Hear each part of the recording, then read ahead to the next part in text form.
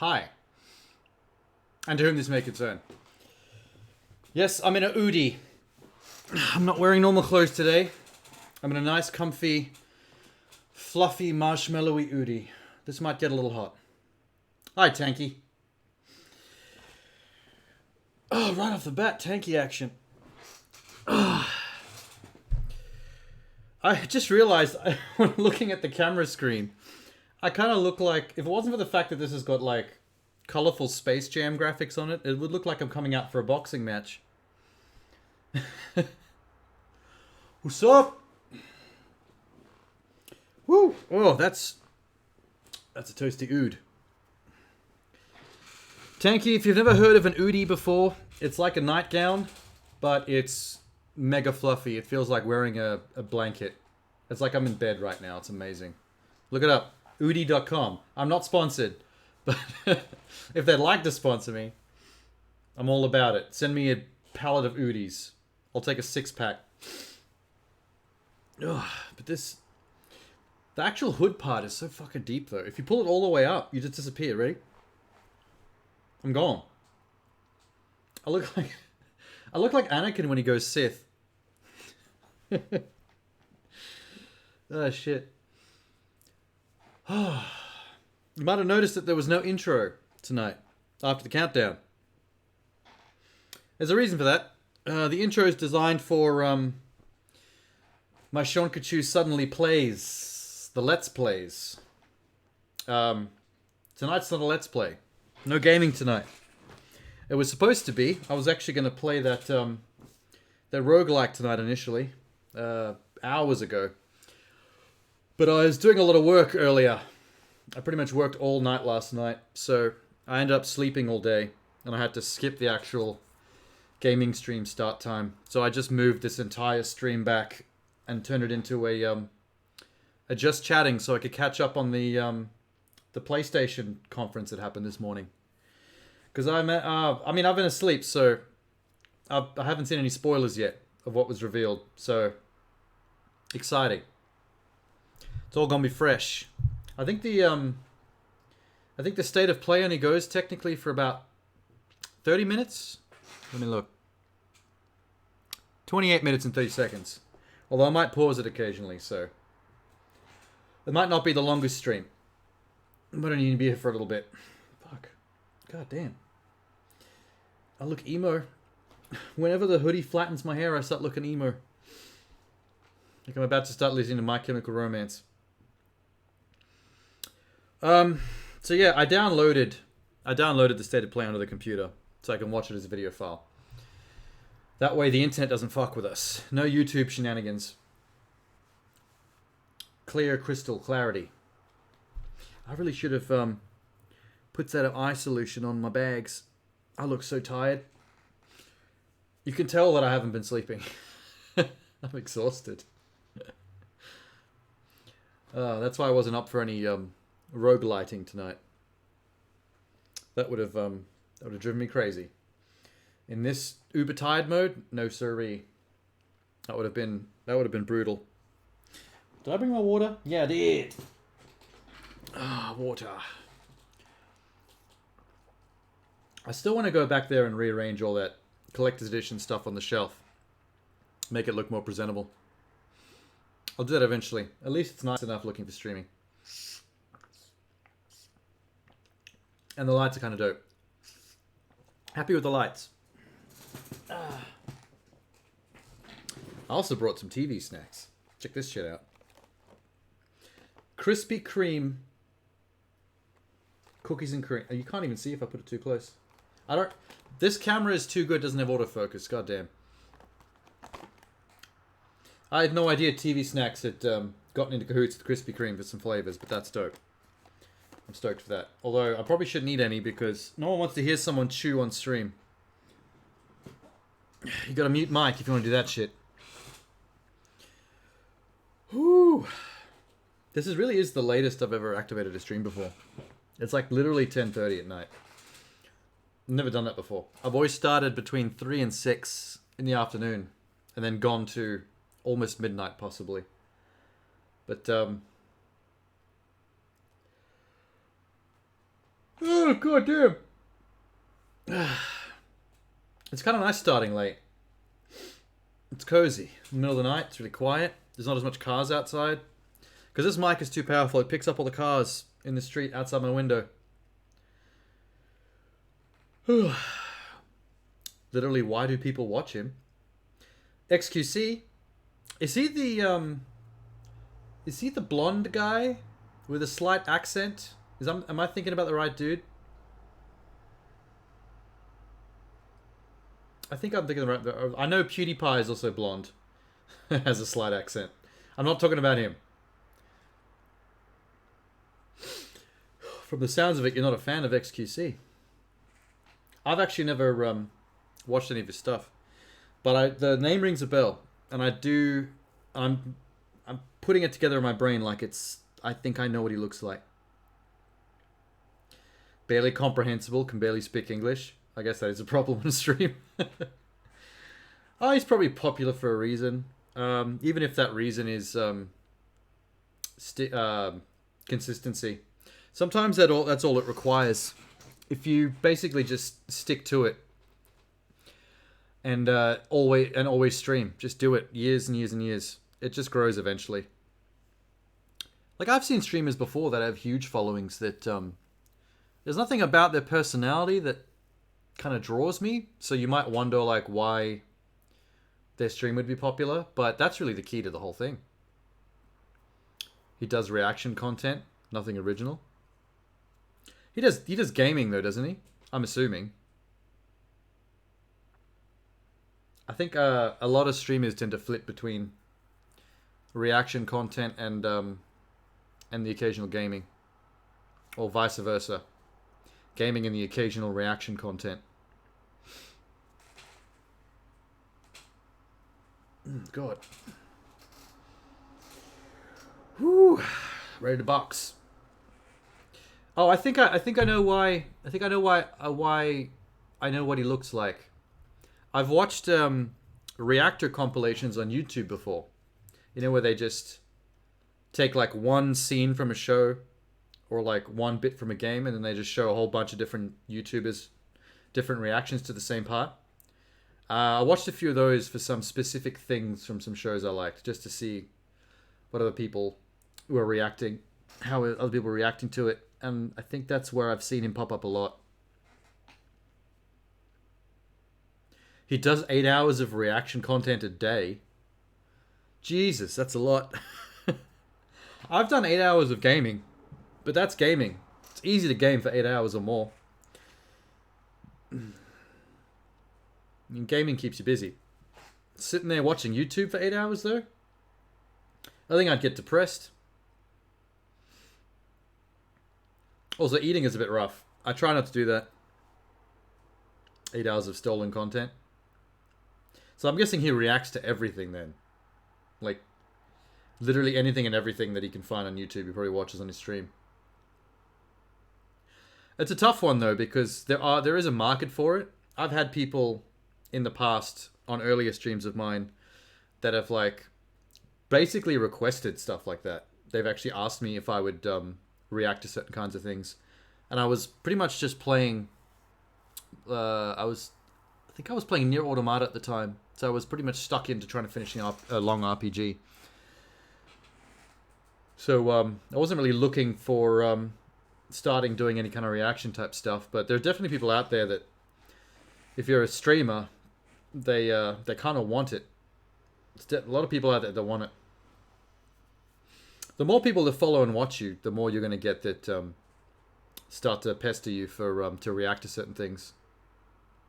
I think the closest I've got, aside from checking out the State of Play tonight, just for something to chill, is I was playing, what's that game called? Toho Lunar Nights. It's like a Metroidvania.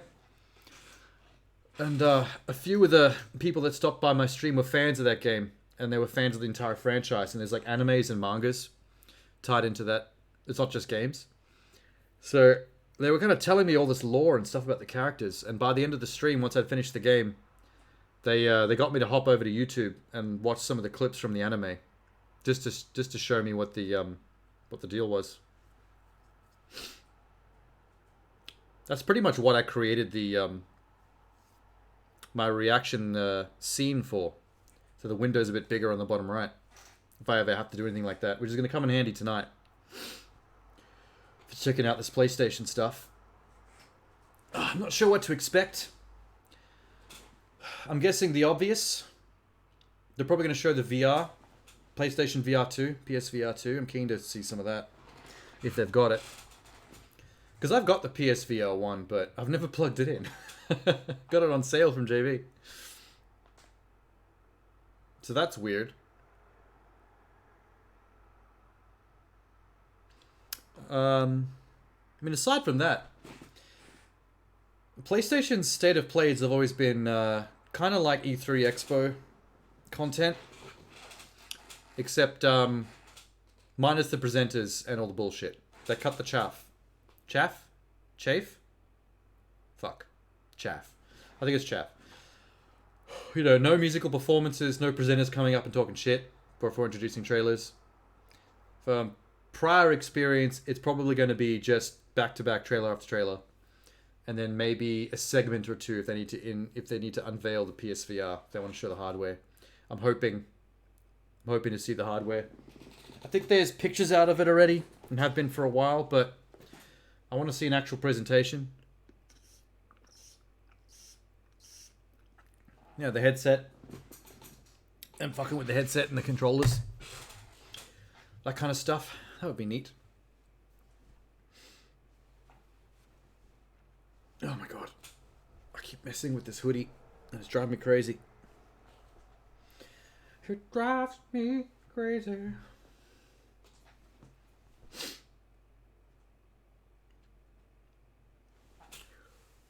Ooh.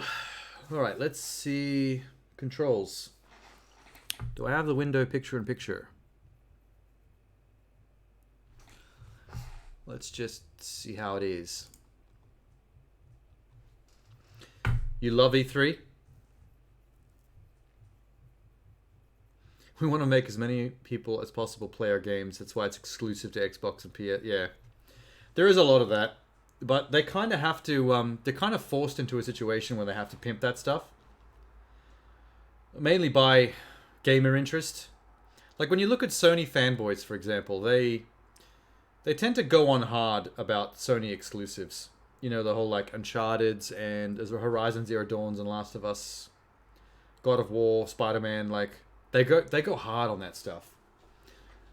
You know, like it's the be all and end all of gaming. And they make fun of PC and Xbox and Nintendo and all that for not having the exclusives. So that kind of drives the other companies, because their fans are like butthurt, to play the same game. Which is why you've got Xbox and Microsoft out here buying Bethesda and like every other major company of the sun to try and like rake in exclusives of their own. So Sony won't like make them look bad. And then it just ends up in Xbox fanboys and PlayStation fanboys all just like dick measuring contest what games the others can't play. PC either gets everything everyone else gets, or, you know, the indie stuff. There's plenty of indie stuff on PC that the consoles don't get because they're too niche. You know, because of Steam. But they also get a lot of trash. A lot of trash on Steam.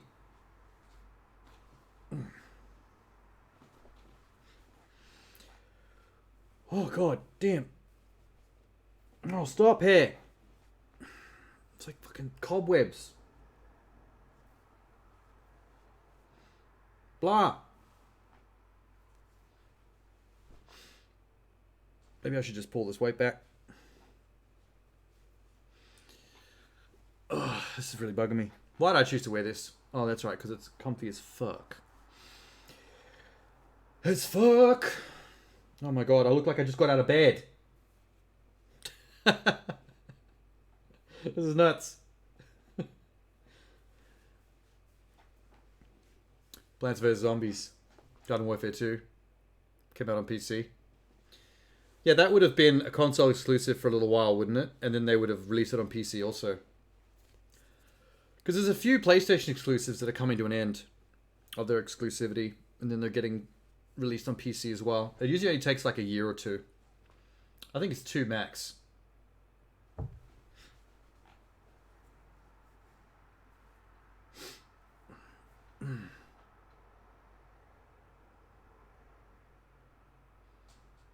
It hurts not having 3,000 hours worth of shit again.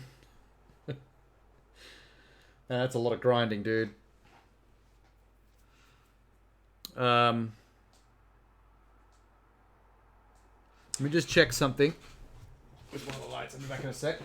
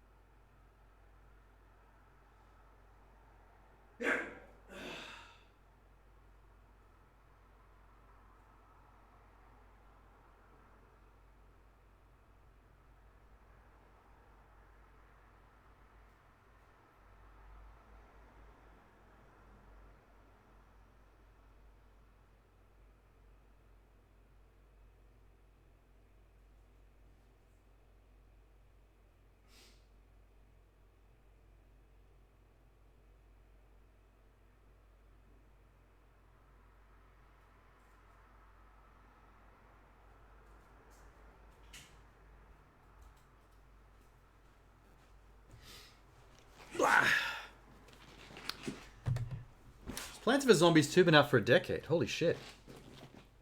I didn't realize it'd been that long. Damn.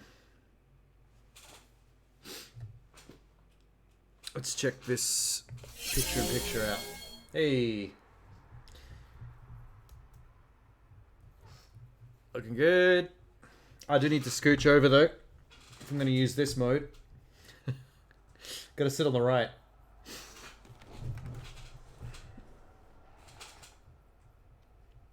That's better.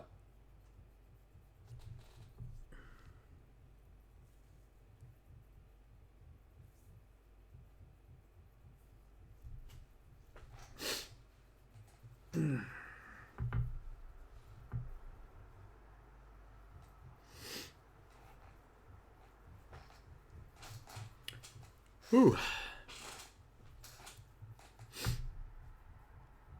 Okie doke. I think I've got the chat overlay working on this. I think I do. I hope so. Otherwise, that's gonna be awkward.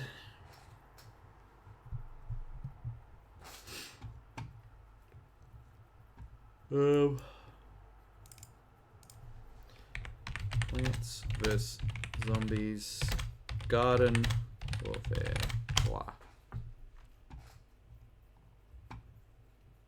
Shit. Almost a decade. We're at 2016. 2 more years. Well, 2 more years. 4 more years. I can't count. 4 more years and it's been out for a decade. That's crazy. Does it have separate... Wait. Where's the wiki? We'll see if there's separate release dates for different consoles and PC.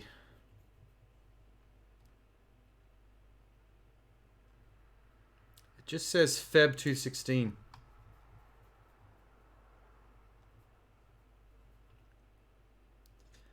And then what's this? Oh, there's a third one? There's a third one. I don't know they've made a 3.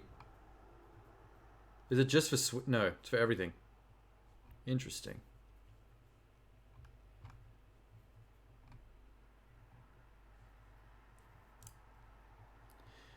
Battle for Neighborville, third-person shooter, blah, blah, blah, blah. Third installment in the Plants vs. Zombies Garden Warfare spin-off. Released as early access in 2019. Full release in October same year.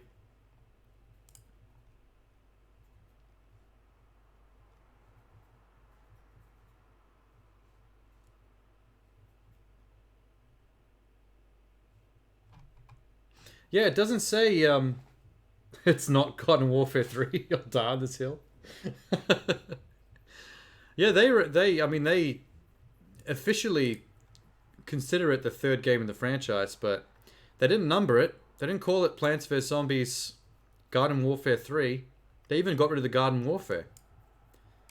just called it Battle for Neighborville. That makes it confusing though, because Plants vs. Zombies itself is its own thing. They need to keep the Garden Warfare in the title so people know which Plants vs. Zombies they're dealing with. Because I prefer the original to the Garden Warfare version much more. You know, old school Plants vs. Zombies. That good shit. Like... yeah, that game. Yeah. Love it. Best tower defense strategy game ever was. I'll die on that hill.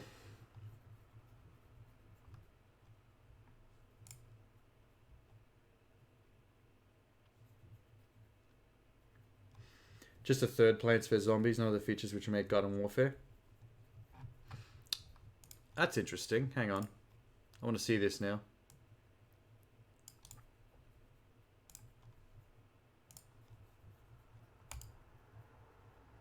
Surprise! What's up, guys? Zach Scott here, playing Plants vs. Zombies Battle for Neighborville. This game was just launched today, and it's the follow-up to Garden Warfare. I'm so excited to be playing. We have new classes, new maps, and much more to showcase.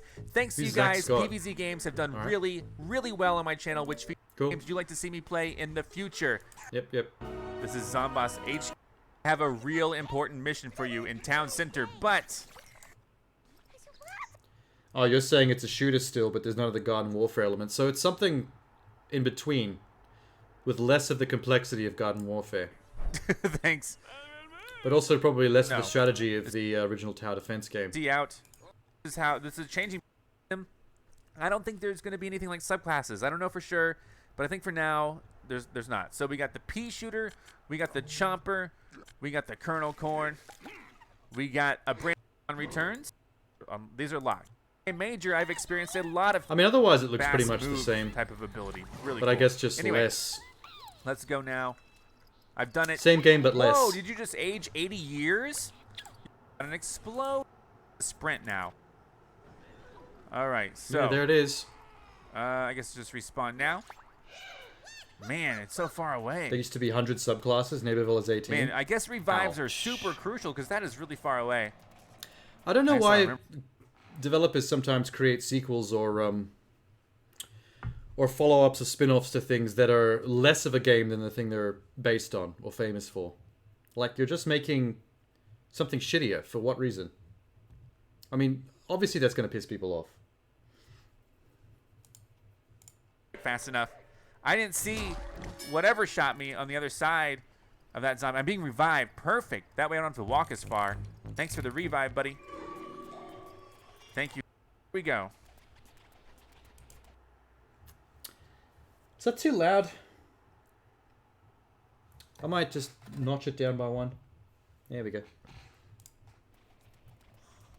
Let's see what's up. They added a sprint button. So you could just run away from fights and the enemy has no chance of catching you. so they added coward tactics. They gave the cowards... left is contested. What's going on over here? There's a sunflower. a way to play. What the... I do remember a lot of this from Garden Warfare 1 and 2. So it largely is the same. They just took a lot of shit out. Oh, big guys here, big guys here. Now how do I get into the action? Here we go. Well, that's lame. It doesn't seem as interesting. They made the two sniper characters useless. How come? Map design issues, or is the sprint button make it too hard to snipe people?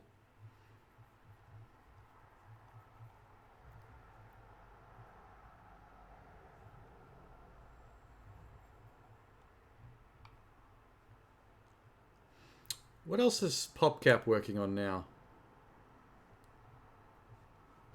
PopCap, where are the games? List of PopCap games. The sniper has to sit in zoomed mode for 10 seconds for the shot to do any damage. Oh, there's a damage build from holding the shot, is it? Sounds awful. Hey, there's another spin-off called Heroes. Oh, for mobile. Huh. So PopCap went from Bejeweled to Zuma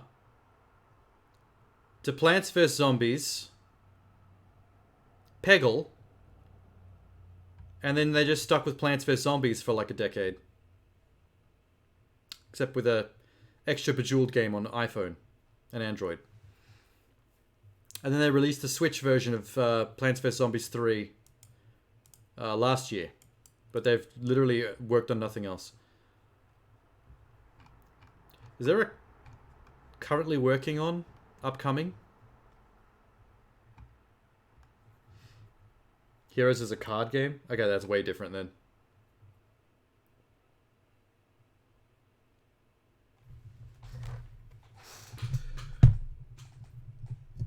Oh my god. Me too. Whoops.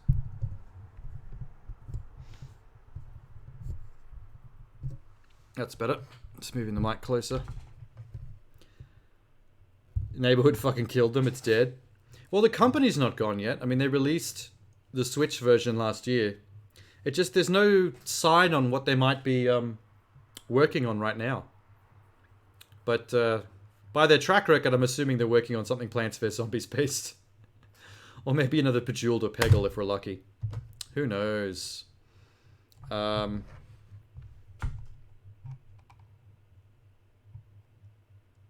Their two main games haven't got any support. Yeah, you kind of need to establish like a main franchise to be your cash cow, which is I think what they were doing with Garden Warfare for a while. It's kind of like Blizzard and things like World of Warcraft. Once you've got World of Warcraft chugging along, that's basically just a money wheelbarrow directly into your bank account. And while that's going on, you can just go work on anything else you want on the side. Every company needs a little bit of that. A little bit of that action. As long as they're big enough to have one team working, like maintaining that cash cow, while you've got like splinter teams working on other projects, so you can actually release other franchises and games. Otherwise, it's just the same old shit, like what's going on here. Anyway, the servers are up but nothing else. So they're still supporting their servers, but they just don't have any players. That's sad. But that's the way of most online popular stuff. That'll happen to everyone eventually. Alright, let's dive in.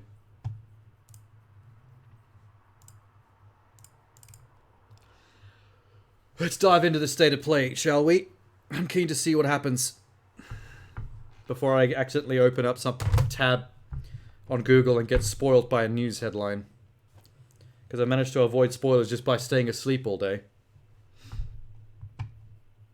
Let's go.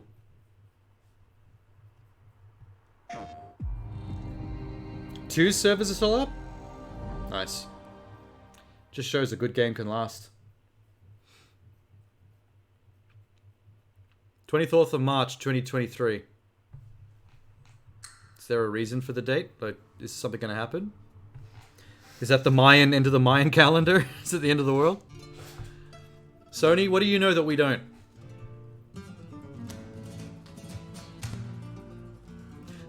Are we doing another a different thing straight away? Did that date actually connect to anything? Or did I miss something? Hey, Resident Evil. Sick. 4? Bro, we're up to 8. Condor Wonder Roost. I've located Baby Eagle. Oh, this is the fucking remake. They're doing it.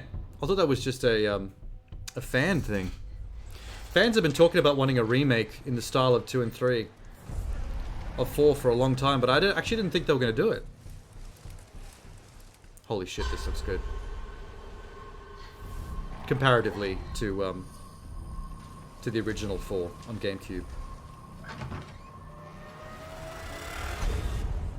It's a lot darker. Picked the wrong spot to vacation, eh? Oh, sick. They're just pumping everything through that RE engine now. It looks so much like Village. It begins now. That's probably the only downside, is that Village is so much like Resident Evil 4 that remaking 4 in good graphics is just going to look exactly like Village without the snow. But, sorry for pausing. The thing that confuses me about that is they recently released a remaster of Resident Evil 4 on the Oculus Rift.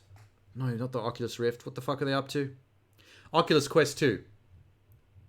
So you can play the whole original, but in high res, Resident Evil 4 in VR.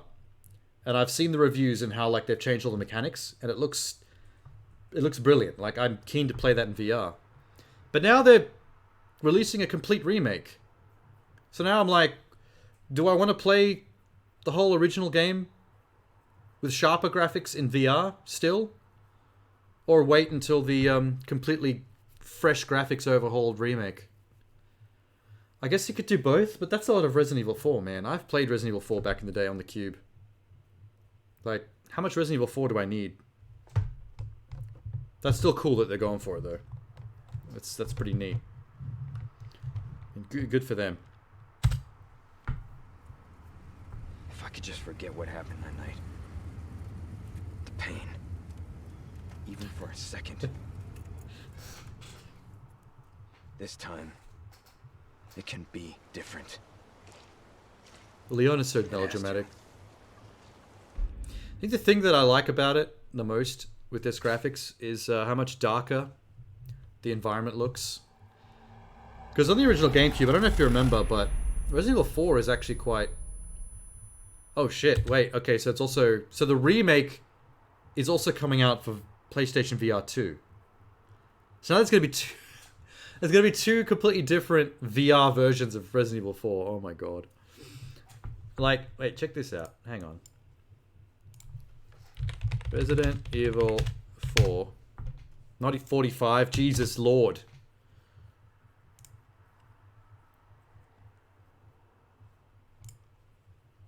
Yeah. Here we go. Wait, better screenshots? Yeah. So if you look at the original Resident Evil 4, it's a lot brighter lit. Like the colors and the lighting are very middle of the day. They're not really going for the shadowy spookiness angle like a lot of horror does, which is kind of unique for the time. Like it's dope, but it's interesting that we're going to be able to see this entire story in these environments in like more traditional Blair Witch looking dark forests and cinematography. Because I mean, you look back at it now and it kind of looks like a video game. If you know what I mean. It has such like flat, straight, harsh lighting that it just... by today's standards, it looks too much like a video game. Before they started getting really cinematic with their cinematography. I've been saying words like cinematic and cinematography way too much. I guess it is kind of controversial though, I suppose, because, I mean, if you look at... Where is it? Here we go. Let's see some more of that. That's daytime, but they've got actual dark, shadowy cinematography going. They're trying to make it look like horror, rather than just like regular daytime. Where's that bit of forest I saw before? Wait. Ooh, look at that. Ooh, shadowy. See, it might be a little controversial, because I guess one of the things that was unique about RE4 was the fact that they were doing horror in broad daylight with that graphic style and that part of the world in Eastern Europe. But it's kind of like It Follows. Have you ever seen the horror movie It Follows? Where a lot of it just takes place in broad daylight in the middle of a suburb with someone like following you in the distance. And somehow that's horrifying because it's different. It's not the same old bullshit of like creepy farmyards at night. Or haunted houses with fucking thunder out the windows and shit. Like all those cliches. Like they made daytime suburbs scary. And I feel like RE4 did that for horror gaming. But it will be interesting to just see an alternate take on it. just more traditional spooky environments and lighting. So I'm not going to be negative about it. I just think it's interesting to point out. It does still fucking do my head in that there's now 2 VR versions of Resident Evil 4. I still wanted to play the other one. What happened that night. Maybe I should just play them both, whatever. Just make the most of it on stream. Yeah, there it is, VR 2. I'm still crossing my fingers that they showed the VR headset more during this special. State of Play returns. I want to see more on the actual gear. PlayStation updates to share with you today. And thanks to Capcom for kicking it off with Resident Evil 4, coming to PS5 with PlayStation VR 2 content also in development. They say thanks to Capcom, Now but let's they get a sneak probably paid them $1 peek at million 4 games in for the development honor. for PlayStation VR 2. Oh, they're jumping right into the VR stuff. They're not even waiting. Now, let's take a look at him. Is that Lady Dimitrescu? Wow. Sorry, Dimitrescu. Oh, Ethan Winters. Oh, You shit. escaped my little brother's idiot games, did you? Let's see how special you Mommy? Yes, Mother. Oh my god, this is every pervert's wet dream. Lady Dimitrescu in virtual reality is going to be a madness. Holy shit. My only question, is it going to be proper VR controls, unlike Resident Evil 7, where you still have to use the PlayStation controller, and it's really just your head being the camera. Like, I want the actual hand interactivity with the proper motion track controllers, or get fucked. Oh, be careful what you wish for, Ethan. I think it is, because that moment... Hang on. Oh, shit. Yes, yes, yes, yes, yes. Wait. Wait. Wait, was that? God damn, the skip goes too far.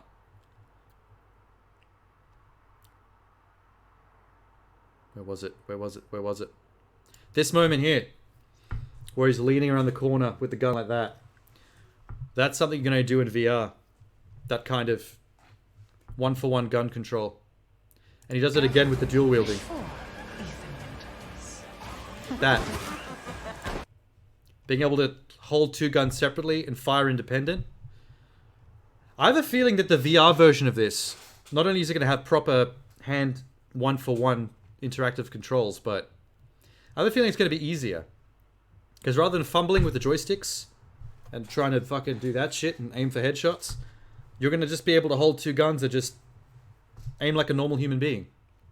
They're going to have to ratchet the difficulty up to make up for it. What are you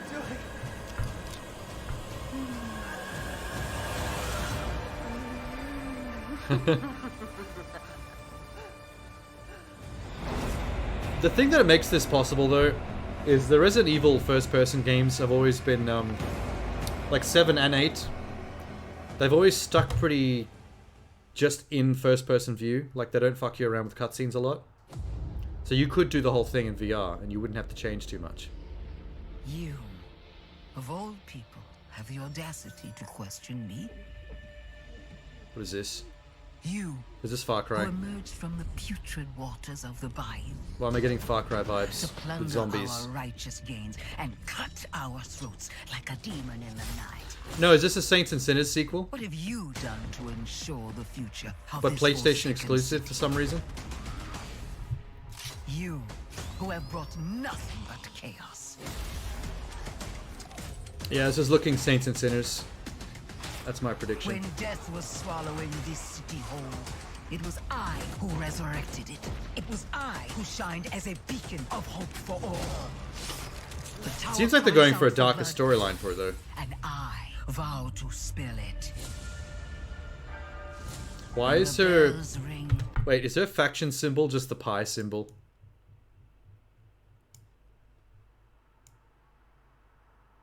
It is. It's just pi.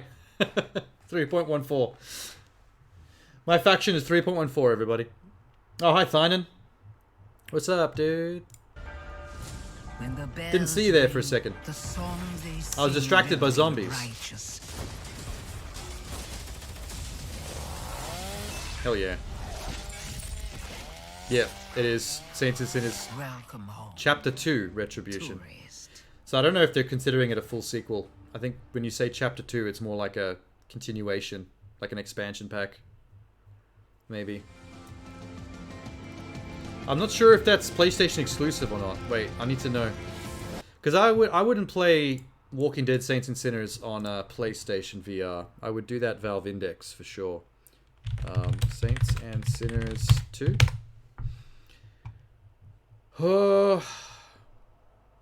Microsoft Windows? What? Okay, I don't think it's exclusive. Yeah, whatever. Coming to both PSVR and PSVR 2. Okay, they're just saying it's coming to PlayStation, but I want to know if it's coming to everything. Okay, there it is, Steam. Where are the headsets? I haven't added it yet. Alright. Definitely something you'd play with a Valve Index, any PC headset, over the PlayStation shit. Preferably.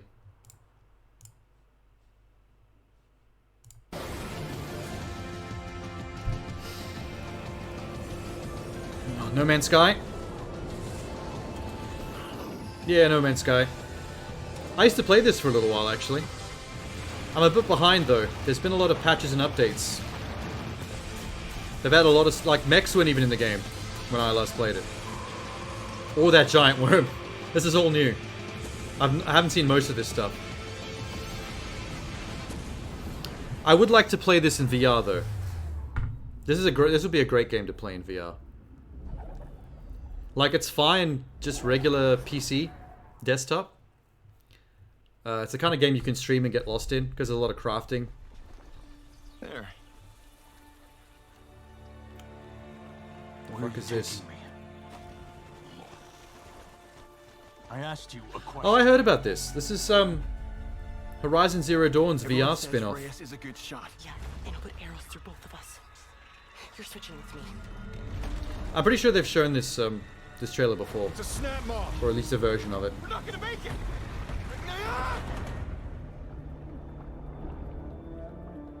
I don't know what to make of this, though. Like, it's not going to be a full open world game like Horizon Zero Dawn. But why? Redemption is still possible, Reyes. I know two things. It's going to have amazing graphics, and it's probably going to be a lot more linear and story-driven, Find out why the machine and a lot shorter than regular Horizon Zero Dawn.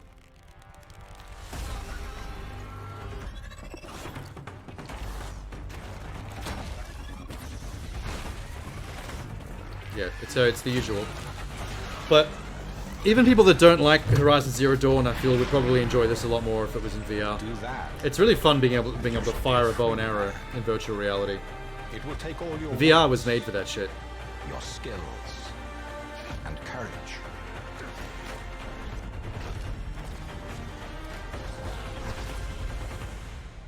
You have walked in the shadows, Reyes. Now it is time to climb into the light. I feel like it's just going to be a slightly more interactive, slightly more elaborate version of something like Hi. No, don't speak to me. Arkham VR. There's a lot of VR games that feel more like VR experiences rather than proper games. Like, Batman Arkham VR is like a good experience. Like, it's worth playing. But it's only about 60 minutes long. And it's very, very linear. It's really just takes you from like set piece to set piece where you dick around with cool VR mechanics in like the Batman world. But aside from that, like, it's hard to call it like a proper full game. But I don't want that to sound like a complaint or a negative. You just have to understand like what type of experience it is.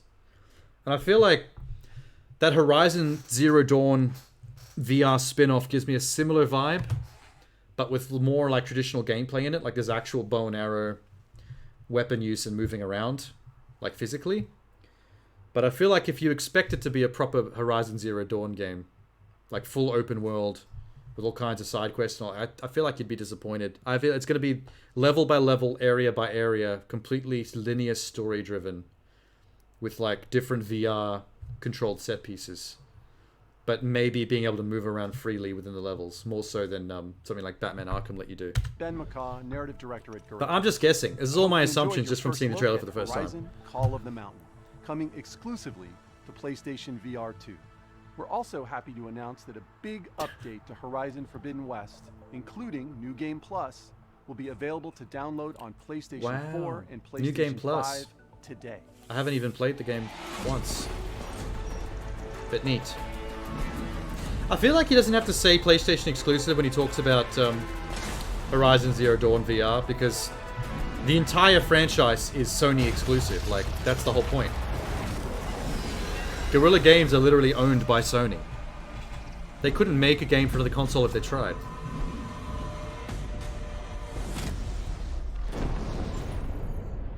Dope. I will play it someday, but that day is not today. For details on this free update, please check out PlayStation Blog. From all of us at Guerrilla, thank you for your continued support, and please stay tuned for more updates to come. Yeah, neat. Are the updates now? Are the updates to come literally Get ready. now? A PlayStation fan favorite is coming to PC. It's Spider-Man. Spider-Man? These past few years, Spider-Man. sacrificing Called it! so much and asking for nothing. I'm a genius! To change the world, you have to be the kind of man. This game is gonna get modded so hard. Do you really need two of those? You are everything. Oh, dude, you know what they're gonna do? You know what they're gonna do? I'm gonna go Bully Maguire. Someone is gonna mod the Bully Maguire meme into the game, and you're gonna be able to play the entire game as Bully Maguire, emo Peter Parker. That's gonna be amazing.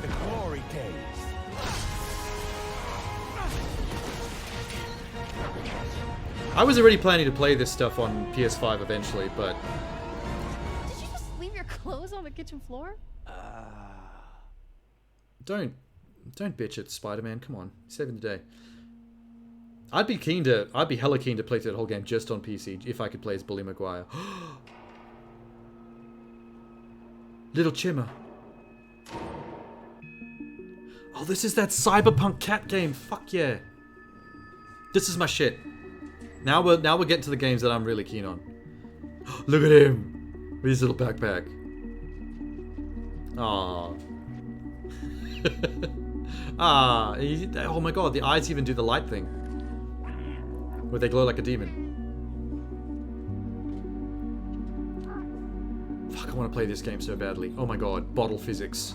Bottle versus cat physics. For anyone who hasn't seen this game before, you're literally a real cat wearing a backpack in a cyberpunk future where there's no humans, just robots. I don't know what the plot is aside from that, but I don't care. I'm on board. This is amazing.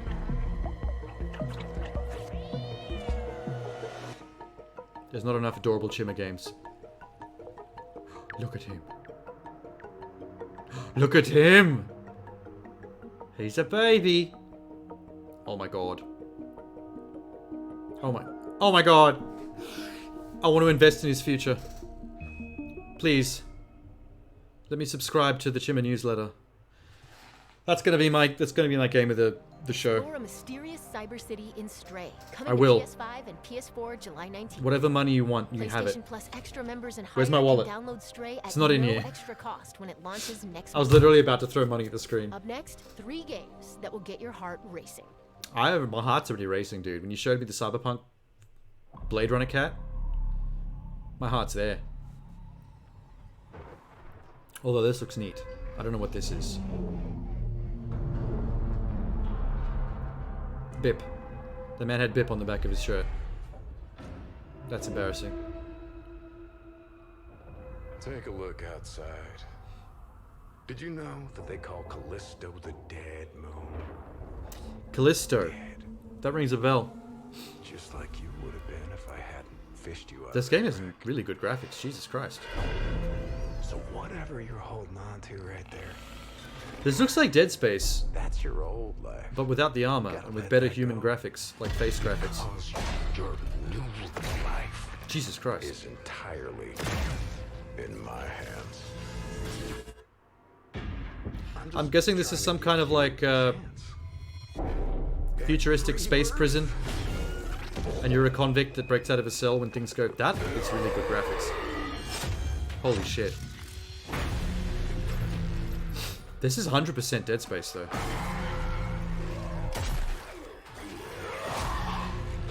Like everything about it. Just with better graphics.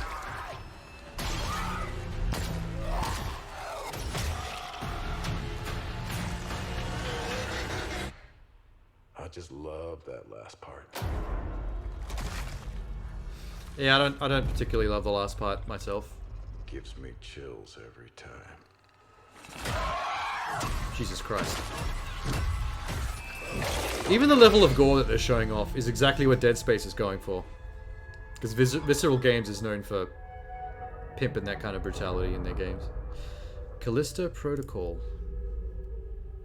I remember the word Callisto, but I didn't remember the name of the game. Must be a PS exclusive. Striking Distance and Crafton. What have they done? Striking Distance games. Led by Dead Space and Call of Duty franchise veteran Glenn Schofield. Oh. Oh. Hang on.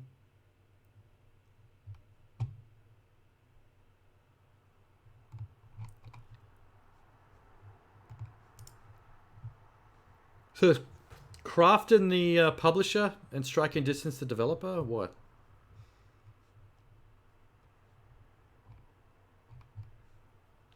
Yeah, Striking Distance. This must be their first game as a fresh studio.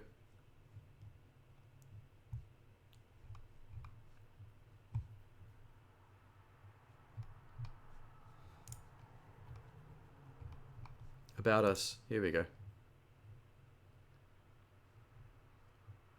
They're definitely a new studio. Yep, hard at work at their first game, The Callisto Protocol. Single-player, story-driven survival horror set on a prison colony on Jupiter's moon, Callisto. Awesome. I'm sold. 100% sold on a new IP.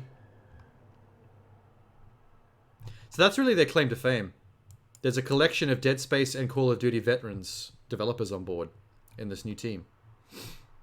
And they're trying to, I guess, leverage all their experience on those two franchises for a new IP. It's pretty cool.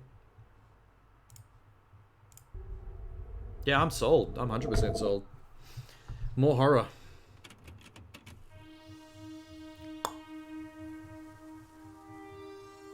In the year What the fuck is this? 2030, Is this cell shading? a new blood sport grips the globe. This looks like Sable.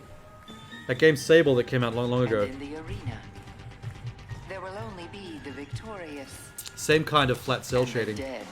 With sketchy line work. Is this a roller skating shooter? What the fuck? Oh, this is awesome. They're selling me on a lot of new shit tonight. I didn't think that would actually... that would be possible. I thought I was only here to see the VR stuff.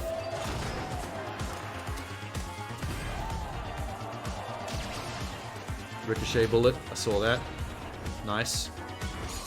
He bounced it off a wall into the guy's back. So it's not quite rollerball.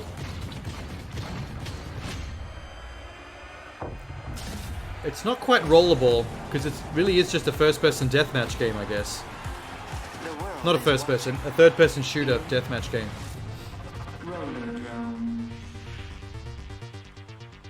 That was rad. That was rad. That was rad, was rad. Roller dome. Roller dome. Drome? Oh, it's drome, not dome. Is there a better description? Third-person action shooter that seamlessly blends high-octane visceral combat with fluid movement and trick mechanics into one complementary and challenging whole. To create an adrenaline-pumping shooter experience like no other. Release date 17th of August. Neat. Another roller skater shoot? What do you mean another? There's another roller skater shooter? What are you talking about? You can't just say that and leave me hanging. What's this other roller skater shooter? Hang on. Roller skater shooter.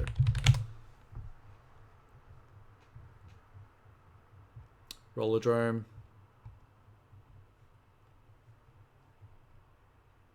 I do know there was another rollerblading game a couple of years ago that I saw at a Ubisoft expo that I actually went to in person.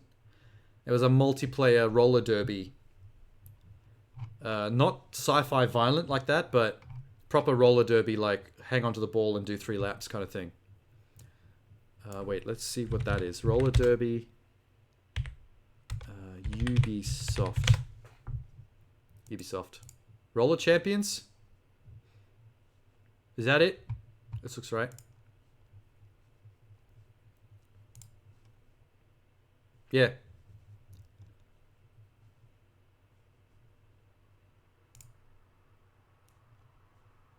What's Google Lens do? I don't know. Where's the gameplay? Yeah, I tried it out at the expo.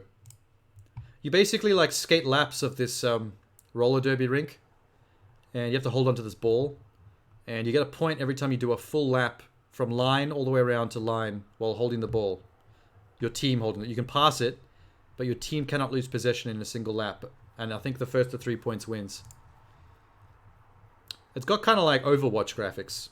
It's 3D, but still kind of cartoony.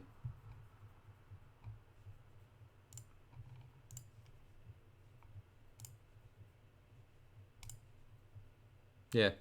I remember this one, but that's not a shooter. So I don't know what game you're talking about, Tanky. If there's another roller skater with shooting mechanics, I have never heard of it. Roller skate shooter? Game?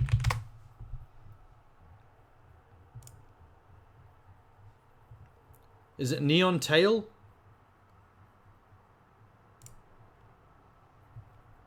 Is this what you were talking about?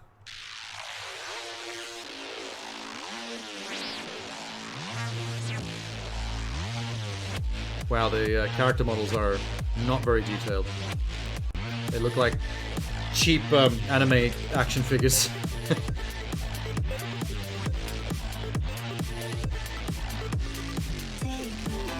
I mean, it's definitely got roller skating, but I'm not seeing any shooting. Okay, it's got dog petting action. We've confirmed dog petting action. We've got grinding. Other planets and aliens. That escalated quickly.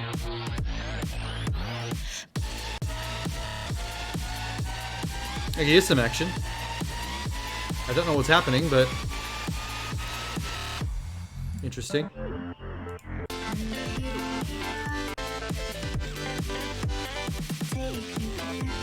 I don't really understand this game. This game's all over the place. It's even got photography mode. Okay, whatever. You remember seeing one quite a while back? Oh, okay. So it's not the one that I remember seeing quite a while back, but...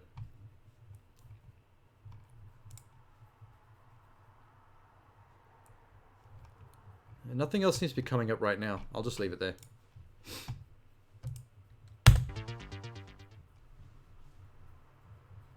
Sometimes I wonder if things will ever be normal again. Is this going to be a Square Enix Japanese role-playing game? Oh my god, it's anime. It's just straight up anime. Someone lost their arm. And got it back. Oh, damn. Okay. Dude gets his arm chopped off, gets replaced with light arm weapon. That can transform into different weapons. That's neat. His graphics look like a tech demo, though. It's not hopeless. I won't let anyone else get hurt! You've got some sick cock rock. Don't you want science in your corner? Yeah, science! Yeah, Mr. White! Ew. Oh my god. I'm going to miss them. What is this? R2 to hold hands? I look forward to seeing what you can do. Okay, he's got literally a harem of cute anime chick side characters around him. Because of course he does. I feel like the heavy science fiction CG is clashing with the anime a little bit.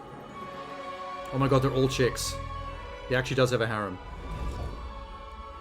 Eternites. Never heard of it. Completely new to me. That was a bit sus though. Hang on. Look at this shit. This shit's a bit sus. Days until Festival Breach. No, Firewall Breach 9. And you're flirting with this chick. That sounds very serious. Did Sony just share hentai on main? I think Sony just shared hentai on main. For shame. A pox on you. Look at this. R2 to hold hands. Immediately afterwards, hentai. Fuck, she's hot though. That's my type. This is gonna be one of those like full all-out violent action sci-fi deals. Probably with a tragic story. But then with like anime girl dating mechanics on the side. Don't know if they shared hentai, but there definitely is some now. Oh, it's about to. She's about to go for that pants. Getting that dick wet's going to be a PlayStation Trophy award in the game. I can tell you that right now. Hooking up with one of these girls, or all of them, is going to be trophies you can unlock. And that's probably going to increase your relationship status with them, which will somehow also bleed into better stats for fights in the main game mechanics. I see what they're doing. Yeah, we've seen it. Good. 2023, next year. 2023 is the year of hentai. Get ready, boys. Action games and dating sims collide in Eternites. I knew it. Dating sim. Didn't I just say that? PS4 next year.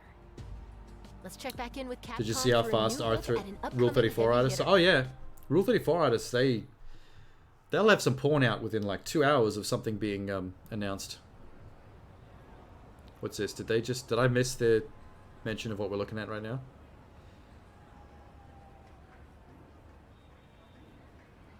I recognize some of those graphics on the billboards. Capcom. Street Fighter? This might be Street Fighter. When you go looking for strength, it's not like a game. This journey doesn't have a real ending. Okay then, hope you're ready to begin. Have they made the graphics more realistic? If you want to start off on the right foot in this, I know this is just FMV, but oh shit! Street Fighter on the track. What's with all this open world graphics? Is this gonna have like an open world mechanic, a career mode? Oh my god, it does. Holy shit. Okay, I wasn't interested in Street Fighter, but this is interesting. No. That was interesting. Wait, I need to rewind that. Ratchet and Clank Rift Apart. Rivet the female Lombax is on screen for 7 seconds. Within 3 hours, there are 200 pictures up. The next day it was quadrupled. I believe you. That was a cute Lombax though. Not gonna lie. See, this is interesting. I'm not personally that interested in Street Fighter myself. Fighting games is a bit of a hole. A bit of a time sink in terms of mastering to get anything out of it. You know, because the pros are just too pro for it to be any fun. But this open world concept for Street Fighter? God damn. Look at this shit. Question is that a created character? Can you custom your own character and then run around the world and upgrade their skills by doing fights and stuff? Chun-Li looks more realistic, like a real Asian woman, not a cartoon. This is going to be controversial, I think, with fans.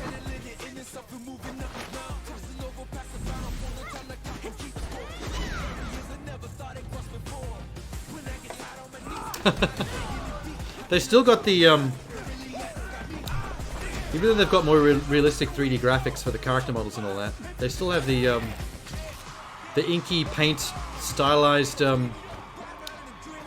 VFX over the top of everything. Let me have some fun. Ready? Okay, is this in game? Yeah, they've made the graphics look more realistic for sure.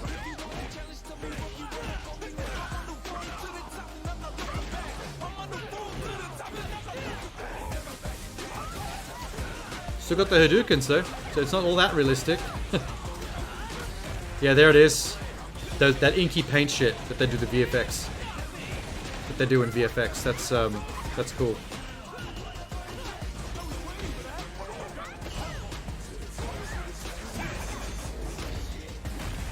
Like, I like that. Like, that's an interesting aesthetic, going for realism, but then hyper stylized VFX overlaid on top. Like, that's cool. I can vibe with that. Boom. You don't have a popular fighting game if you don't have a logo title screen that has a dude that yells out the name. Like Mortal Kombat, Street Fighter, all that type of shit. If you don't have a dude yelling the name on the title screen, you ain't shit. I think that'll be controversial though, because I feel like Street Fighter looks a lot like Tekken now. I don't know if anyone else gets that vibe, but like a lot of the way that the 3D character models, the way they move and the speed of the combat and the way they interact, it has a very Tekken vibe now. And I think it's just the 3D. Like, the 3D just leans it into Tekken more than the traditional Street Fighter. Hey, Minx is here. What do aliens spit on their toast? Uranus? Is the answer Uranus? Space Jam. Good one. Did you notice my Space Jam hoodie? Sorry, not hoodie. Not a hoodie, it's a hoodie. I don't know if you know what an hoodie is. In case you're not familiar, I need to sell this shit because these are comfortable as hell. The Oodie. Where's her tooth? Why is Donut Girl missing a tooth? Excuse me? It's... I don't want to model shame, but doesn't that reflect poorly on the Krispy Kreme brand? If the person that's like selling your sugar is missing teeth, people are not going to eat these donuts now because they think the sugar is going to make them lose teeth. You feel crap? You got the COVIDs. The COVIDs have come. Yeah. If you feel like shit, Minx, get yourself an Oodie. Maximum comfort. It's like wearing the blanket off your bed. You got a case of dating men sucks? I mean, you're never gonna be free of that one. That's for life. Sorry, girl. Stuck in the Oodie screen. Zip. What was I saying before? Oh, yeah. Yeah, I feel like there's going to be arguments or fights on Twitter between Street Fighter fans about the direction the graphics are going. There's going to be some that I like the more realistic approach, because it's going to make it feel like the franchise is progressing and getting more futuristic. You know, not in the past with the 2D stuff, but there's going to be purists that are going to be missing the very 2D or even the 3D but cel-shaded, so it still looks 2D style that they were doing before. You'll have to buy one. An Oodie, not a man. Hey, get both. If you spent money on the man, then he's pretty much indebted to doing whatever you want. Male escorts, they're being paid. They'll do whatever you want them to. You won't have man troubles anymore. Under the thumb.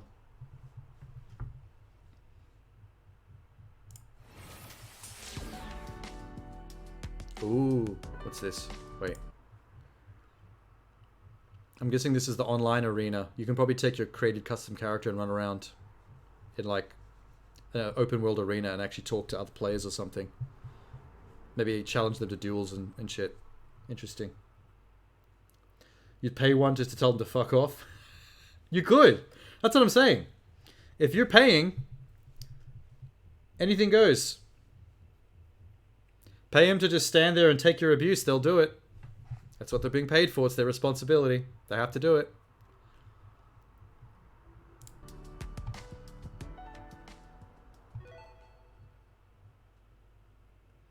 Street Fighter. Your moment. Your fight. Coming 2023. In collaboration with Balenciaga. That was your first look at Street Fighter 6 gameplay. Mark your Sure. calendars. It comes to PS5 and PS4 in 2023. Street Fighter's not... Now it's time for Ooh, two Tunic. indie adventures. Cute. Street Fighter's not PlayStation exclusive though, so while they're pretending, unless they've got, they might have one of those 1-year exclusivity contracts where everyone else has to wait 12 months before they get to have it on their consoles or PC. They're doing that a lot lately. Arriving later this year. Isn't Tunic been out for a while now on Xbox though? Because this is currently on Game Pass. I've been able to play this on Game Pass for months. Unless... Oh, wait. It's exactly what I was just saying about Street Fighter. I bet Microsoft had a exclusivity deal for a year on Tunic. Just so they could like get people to pick up Xbox Game Pass to be able to play it. Which I still need to do. I got Game Pass, but I haven't played this yet. This looks like a lot of fun. I am down for Tunic. Coming to a my stream near you. Coming to a Seankichu stream near you.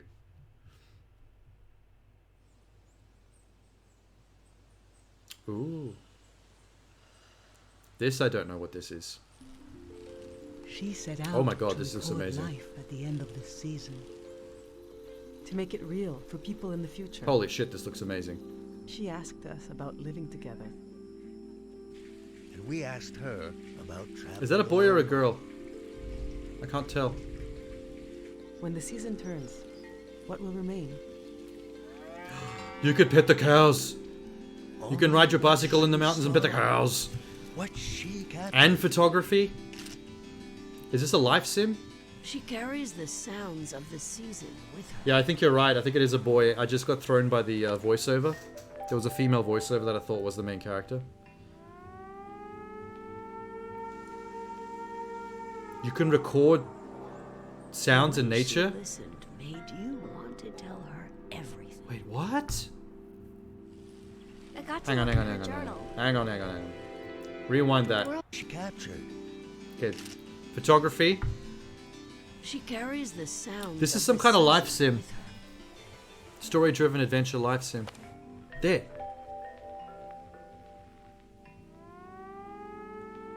Why are we recording sounds? Oh yeah, DJ? She listened, made you Can we want to tell her mix the sounds of nature into a hot track? I got to look I'm in super her intrigued journal. though. The world was telling her its secrets. I think she even figured out what will happen to us when the season ends. I love the graphics too. It looks like a Studio Ghibli movie. Oh my god. Is it gone? Not yet. You know what vibe I'm getting? Season, A Letter to the Future. Interesting.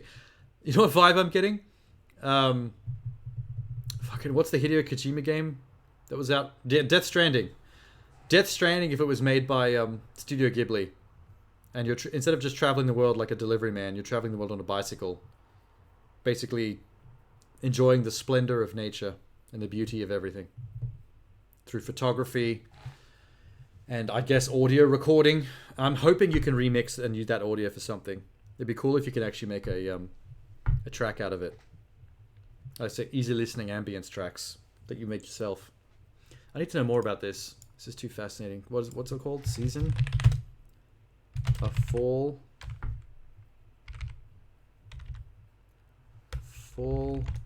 to... Fuck me. Letter to the future. Why do I think it's the... I was writing a whole wrong thing. Letter to the future. Season. A letter... You think it's a girl because they keep calling her she? Oh, okay. I was talking over it too much, so I missed that.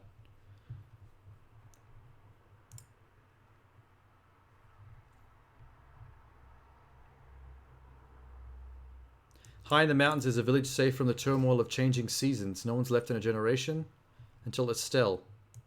Yeah, I think it is a female. Riding off into the unknown, she leaves her home and tries to capture this moment for the future. So it's really about traveling through the world and experience just the beauty of the journey, I guess. Exploring, recording, meeting people, and unraveling the strange world around you.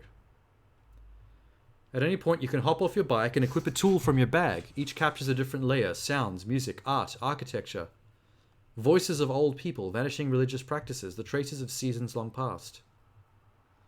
Your tools help you peel back the layers until you're able to grasp the culture, history, and ecology underneath everything. The camera can capture everything you see. The microphone can capture and play back anything you hear. Through directional sound recording. Neat. This prompts moments of reflection and inquiry as you understand your surroundings, sparkling thoughts and investigation from Estelle. This is probably the most hippie game I've ever seen in my life, but I'm down for it. I'm 100% down for it. This is neat. Look at that shit. I want to ride my bike around a place that looks like this.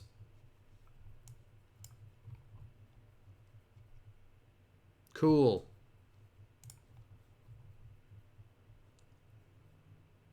And with the PlayStation 5 DualSense controller, you can feel the terrain under the tires. Search for meaning. Very hippy-dippy. I like it. I like it. Crazy and different, but I like it.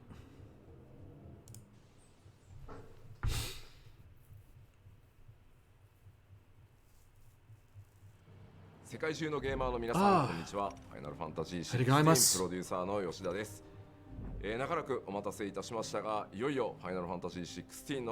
we're gonna see Final Fantasy 16?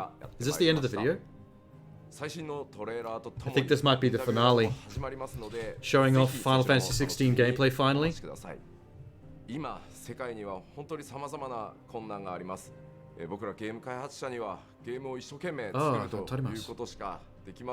I see.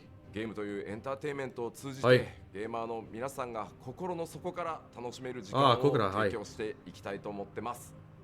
それでは最新のトレーラーをどうぞ。This also has a gap in his teeth.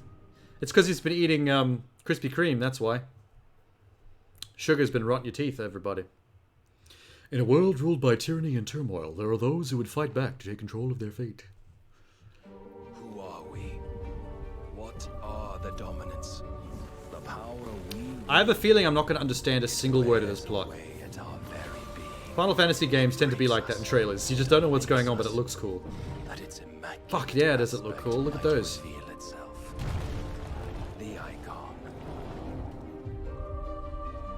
Neat, neat, neat. There's going to be another war, isn't there? Every day we delay brings us closer to disaster. Yeah, what the hell kind of gameplay is that?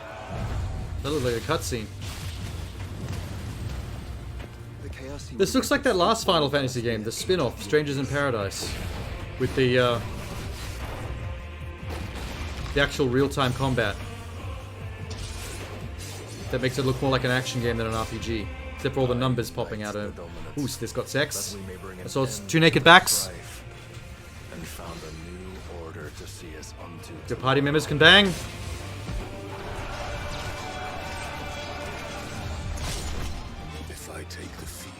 We've already seen plenty of cutscenes. in the previous trailer that came out a while back. I think we need to see more gameplay. Yeah, that stuff. Shiva. The summons all look different, but they look super realistic. That must be Bahamut. Ifrit.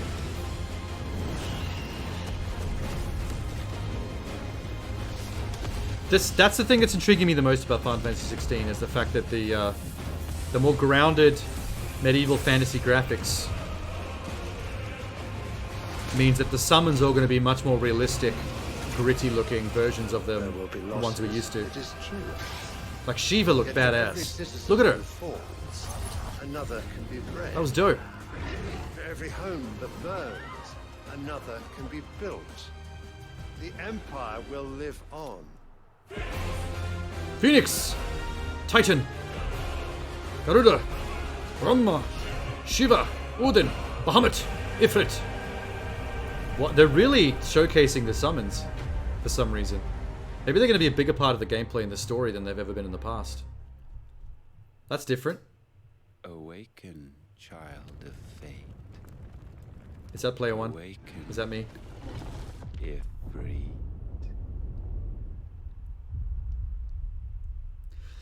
If I remember correctly, the previous trailer seemed to suggest that humans have their bodies taken over by summons. Almost like a Hulk kind of situation. And that's a wrap. Don't forget to visit PlayStation's Oh, it's blog to done. learn even more about today's announcements. Boo! See you next time. Why so short? Bye, PlayStation. I think there's an Xbox version of this type of show coming out sometime this month as well. I need to look into that. You've never followed Final Fantasy? I've missed out for a little while. I didn't play 15. And I played 13 and 13 sequel. But there was a third game in the 13 trilogy that I missed out on. So I have a few Final Fantasies to catch up on if I want to play. If I want to get back into Final Fantasy, unfortunately. That's a shame.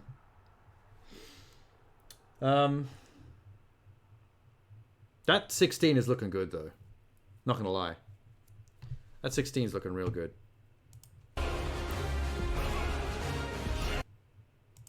Where's Shiva? Want to see more Shiva? Okay, maybe not dressed in armor like that. Where's sexy Shiva? Sexy Shiva!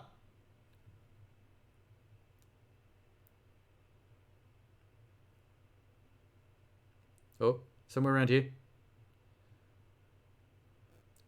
Well, there's Bahamut. He's kind of sexy.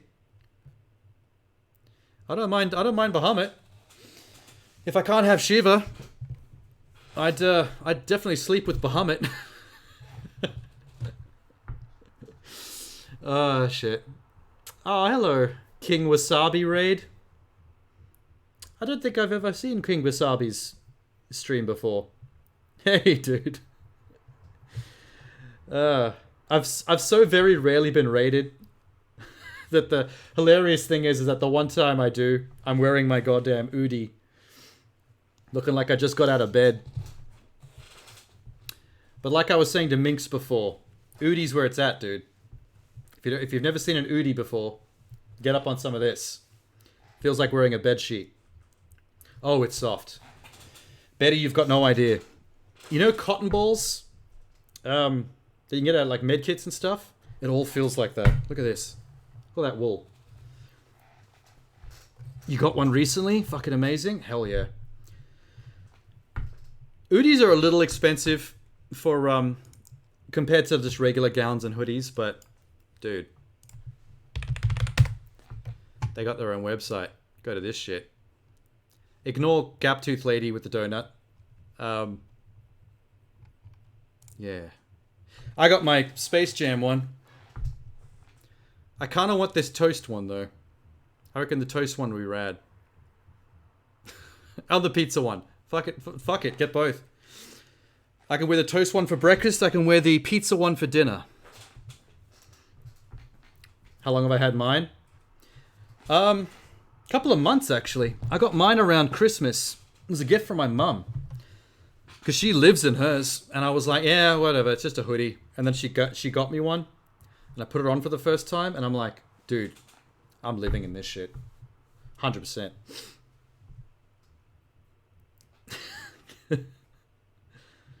Gotta support the Aussies.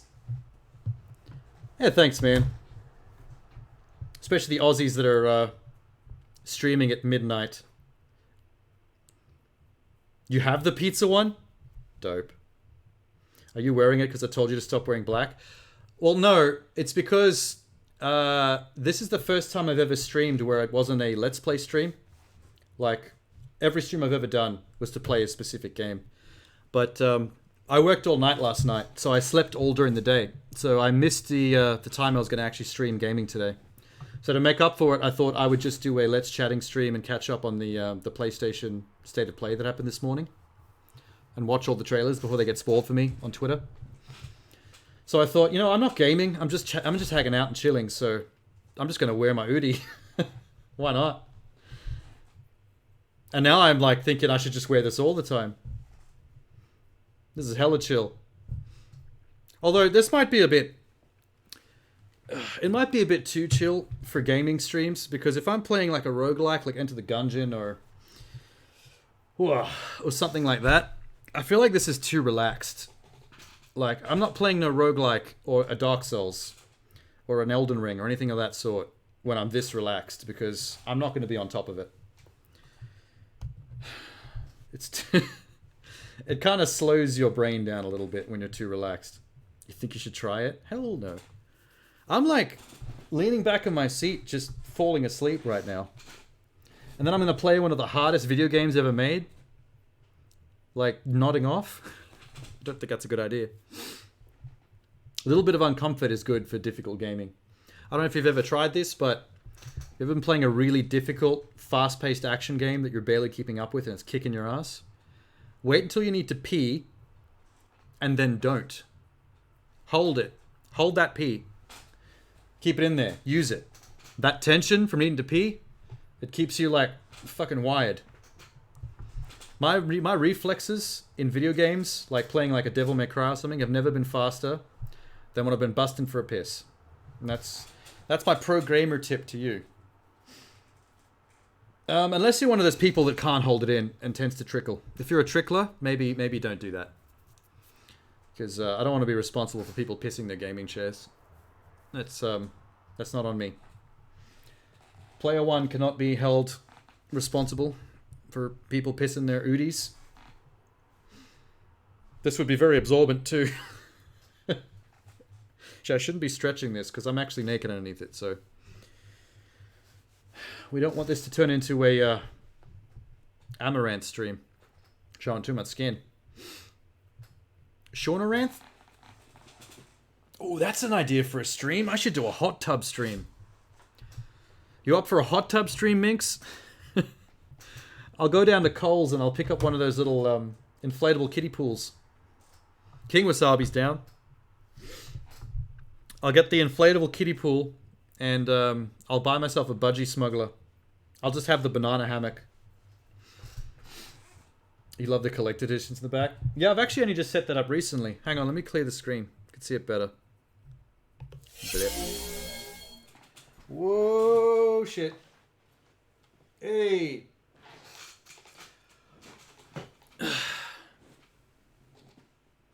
Ben not let me down. What, by not doing the hot tub stream? Oh, you spotted Assassin's Creed 3? There's a couple of Assassin's Creeds up there, actually. There's a few you can't see. Wait, let me see if I can angle it up for you for a sec. Oh,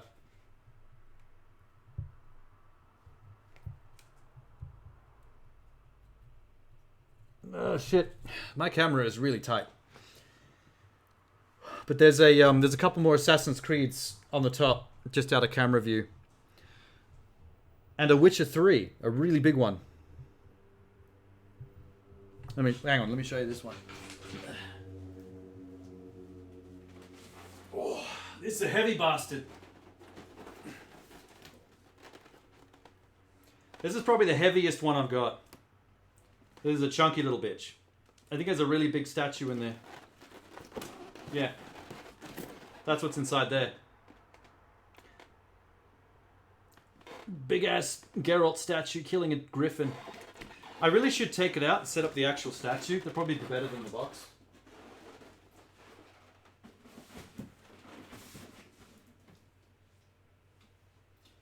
Well, yeah, there's a few Assassin's Creeds. Hang on. Assassin's Creed Unity's at the top, just out of camera. Assassin's Creed Black Flag and 3 in the middle. There's Revelations. Revelations is a really weird box. Look at this. It's like oblong shaped. So you can't stand it up properly. But it's like lithographic and all that.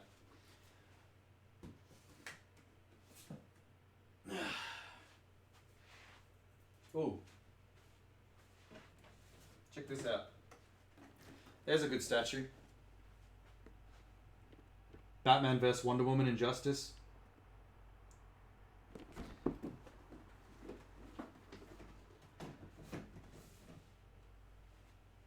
I'm glad this isn't too short. You would have seen my balls swinging. Glad he's wearing shorts under there. Yeah. The shorts are pretty loose though. So. And Watch Dogs, yeah. Oh, you've got the Injustice one too? Sweet. Oh yeah, thanks for the follows, by the way, guys. I missed yours before, Wasabi. And thanks, Betty. Yeah, Revelations, it just came in that box with the lithographic cover. So it's like shiny and sparkly in the light. But most of the almost every Assassin's Creed one has a statue inside it. Except for that Revelations box, which is more compact and just has a fancy cover. Not sure why they... Oh, I mean, I guess that's going back to Assassin's Creed 2 era, before they went crazy with their collector's editions. I think it was from 3 onwards that they started doing massive statue collector's boxes. Oh, you know which one's really classy? Hang on, check this out. This is a very strange collector's edition to have, but look how cool that box is. Just that pure monochrome look. And I think it's got that statue inside. Oh god, where's the camera? Raiden. Actually, wait, can I see it? How do you even open this thing? Holy shit. Here we go. I just want to see what this looks like real quick, because I can't remember. You have the Brotherhood one, it's the same. Neat. Oh yeah, dope. Look at that. That's cool. God, the light is so reflective from my my ring light. Holy shit.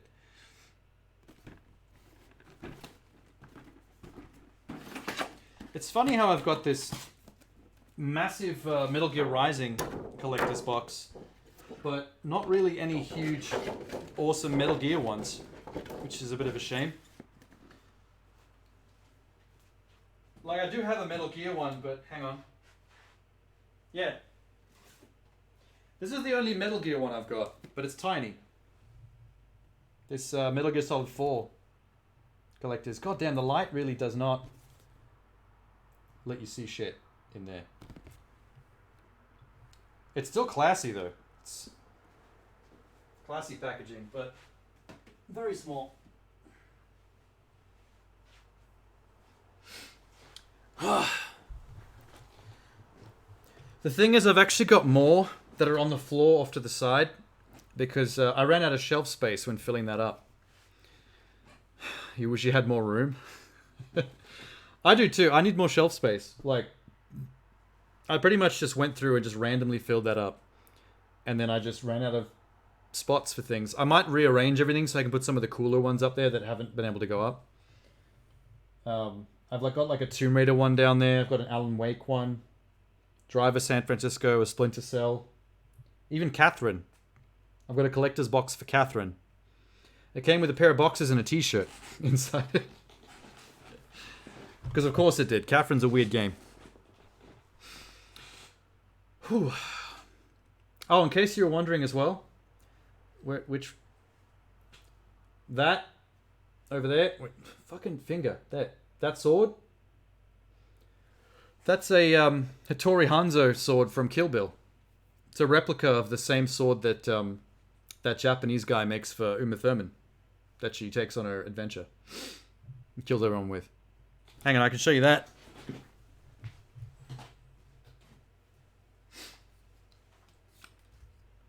So like it's the exact same color and design and insignia as the Hattori Hanzo from the movie. And it's actually a sword. So that's cool. I want to get more movie memorabilia, stuff like that. Maybe put it on the walls. I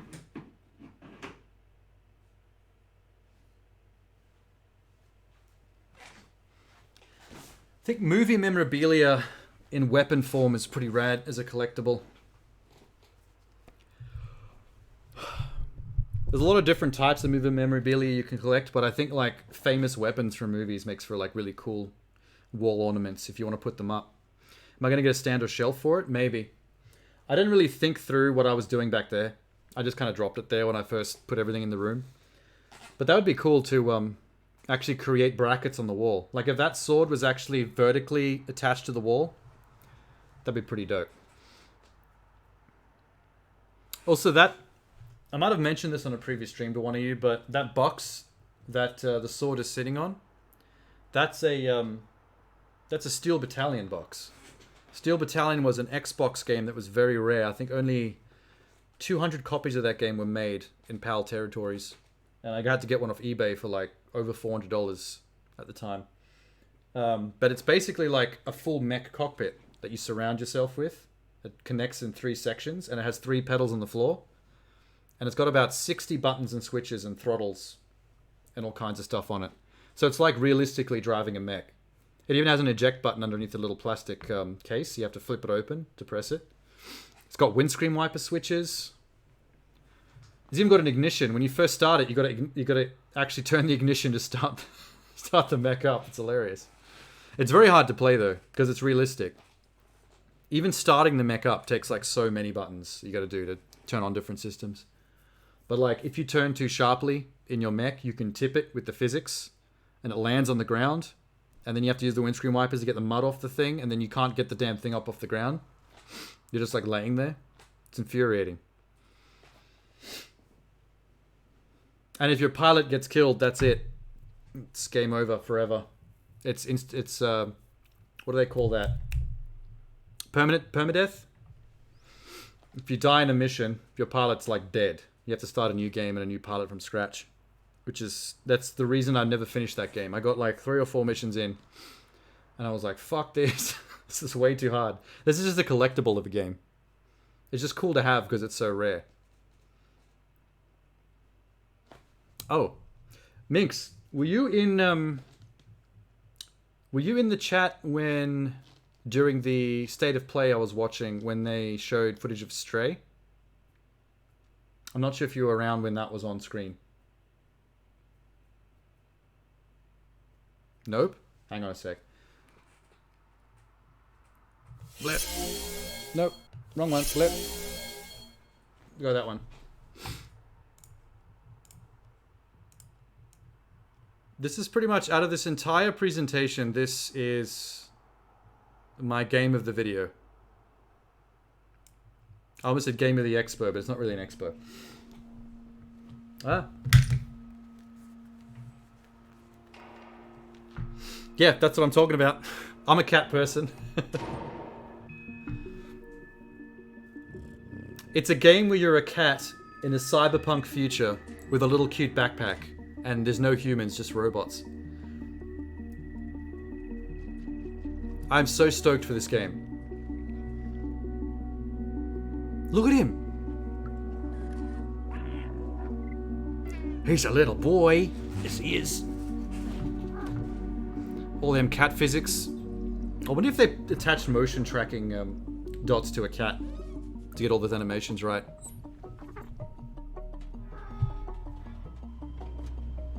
I don't really know what the story is or what you even do in the game, aside from be a cat.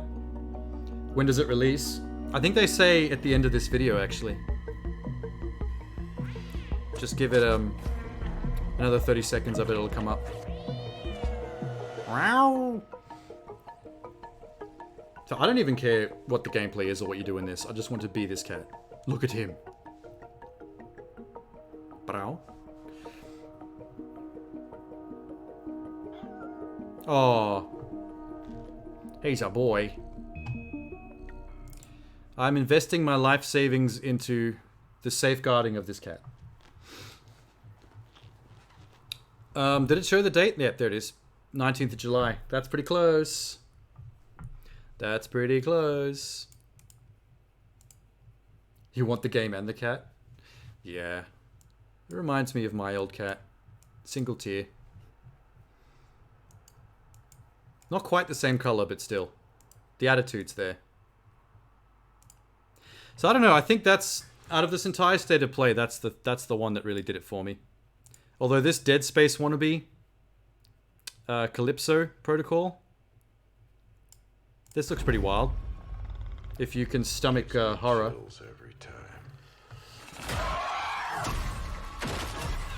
Tell me this isn't Dead Space though.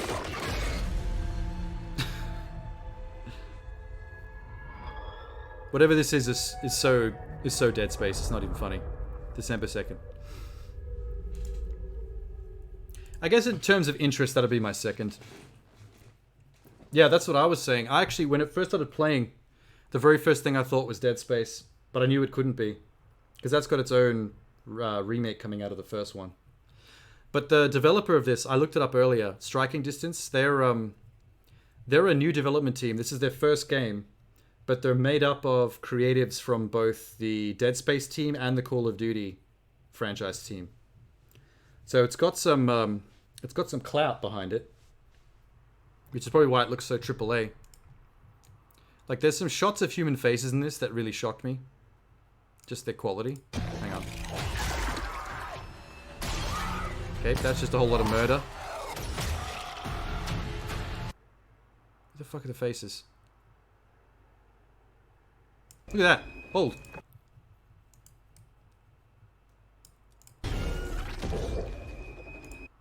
Look at those graphics. Good lord. That's nuts. But that's kind of like, the overall vibe of the game is so Dead Space, but considering that half the development team is also from Call of Duty, that's what makes me think this is where some of the extra graphics is coming from. Because if you look at some of the cutscenes in the trailers for the last couple of Call of Duty Modern Warfare games, they're kind of around this area of human face quality with their CG. So this very screenshot right here is what made me think Call of Duty was where I saw that connection, and the rest is just pure Dead Space.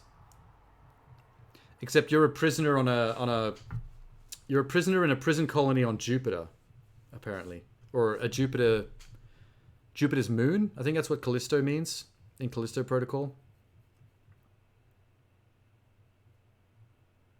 Oh, if you haven't seen this as well, for those of you who haven't heard of this game before, I laughed so hard when I first saw this. This is crazy. And in the arena, there will only be the victorious. Strays on Steam as well. Nice.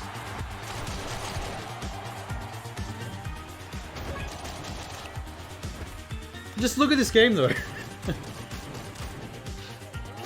Roller skating gunplay is not something I thought I needed in my life, but it's got some sick style to it. I don't really know what the game's about, if there's a story or if it's just like competitive. But like, that just looks fun to me.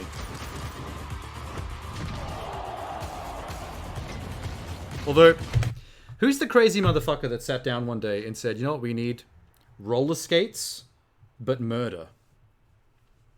Roller skates, but fucking guns. And then he took a hit from the spliff. And kept on living his life. It's like, this is like something that a Japanese developer would 100% invent. Blah, blah, blah, blah. Does that work with my headphones? Or is this too much? Yeah, that kind of fits. This hoodie is massive.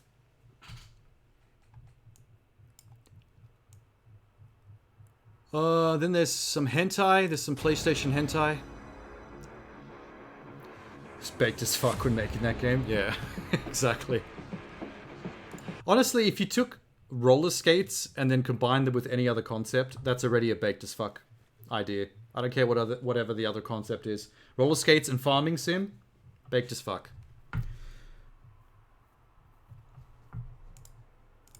Roller skates and survival horror. Then you'd have my attention. That'd be interesting. Look, this fucking hardcore violent action game has an R2 to hold hands. Followed by straight up hentai. So, you know, Sony over here sharing hentai on main, just like it's not even a thing. I look forward to seeing what you can do.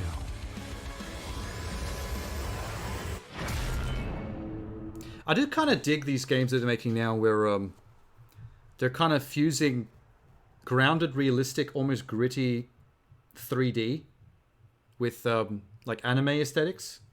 It doesn't always work. It sometimes looks jarring as hell. Like they just clash like crazy. But I just think it's interesting.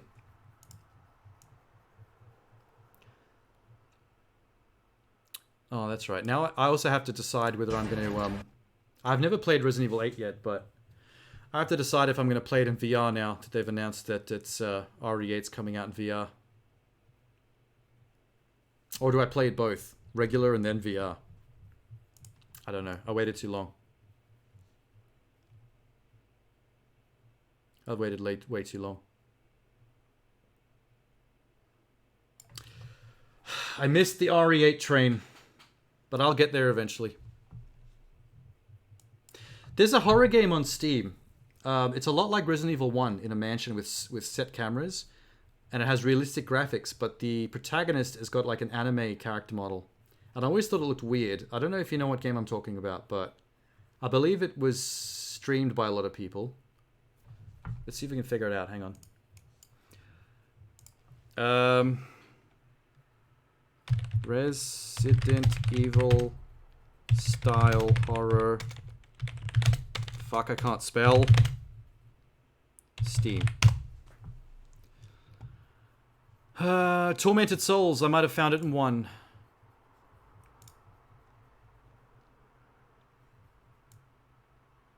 Oh, yep, this is it. This is it, 100%. I'll see if I can find a screenshot that shows off what I'm talking about.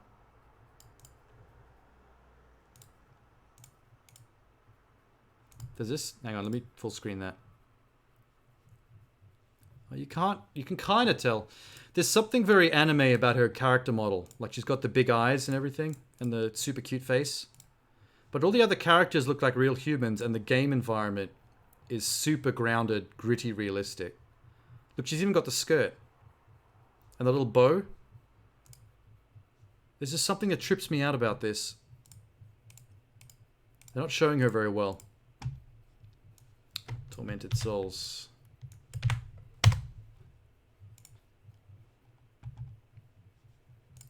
Better view of the chick. No, close up, please. Are we going to load or not? I don't know if that sells it or not. I saw one when she was in shock from some horror that she saw and her eyes were wider. But there's still just something really bizarre about that clash of art styles in one game. Not to mention the fact that if you look up any Let's Play of that game, the opening cutscene of the game has her walk into the house, get attacked, has her eye gouged out, and then she wakes up in a bathtub of ice with her tits out. Like full frontal nudity. Seconds into the game. And that just tripped me out even more. Because I'm like, you've got this really cutesy young anime girl protagonist in a gritty, realistic RE Resident Evil looking game. And one of the first things you see is her bare naked tits. I'm like... I'm no conservative, I'm no prude, but like, there's just something super weird about that. Like, it made me kind of like step back a second and be like, what the fuck? There's a good shot of her. Or even this. Yeah, look at that. She's nowhere near as realistic as everything else in the game around her. It's strange to me. It made me think that maybe their art team basically put all their effort into designing the game itself, like the world, the mansion, and that maybe her character model was like a Unity purchased asset. Like it was a pre-made anime asset that they bought and then just like maybe customized a little bit. Like altered her hair, gave her the eye patch, grunged up her clothes a bit. Because flipping Unity assets is a huge indie move nowadays. So many indie developers lean on the being able to buy assets off Unity to make their game development easier. Sometimes it's not a big deal, the game is fine, but other times it's a crutch that ends up ruining the whole thing. Because you can see the same fucking tree or car or gun model in like the last 11 games you played on Steam, and it gets bizarre. This is 100% Resident Evil though. Look at that inventory. Old school. Even that kind of puzzle. Even RE8, I've seen Let's Plays of RE8, like certain sequences, and it still has those kind of puzzles. Where you got to put like organ artifacts into some doll to unlock a door for some stupid reason. And you're just like, whatever. Whatever, game. Okay, I better be careful of what bathtub pics I click on, because we don't want to see the tits on Twitch. That is asking for trouble.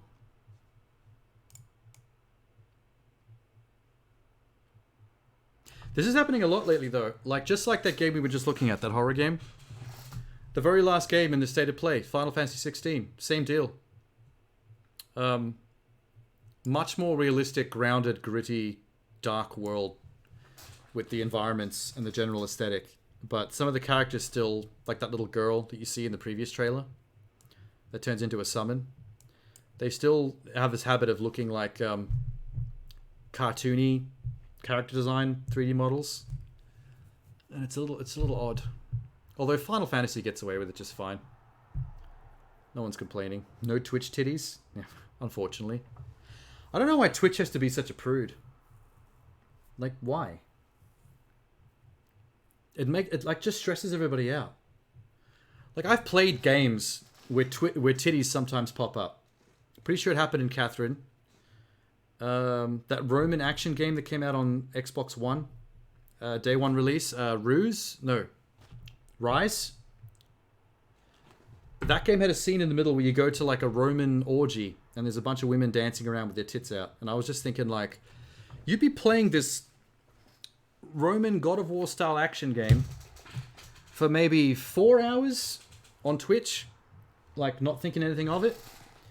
And then all of a sudden, there's like 6 pairs of tits on screen and then you like shit yourself and don't know if you're about to get banned or not. Surely they could set an age restriction for some channels. Well, kind of, like mine does. Like when you go to click on my channel, on the PC especially, there's a thing that does say, like, this user has set their channel as all as mature age.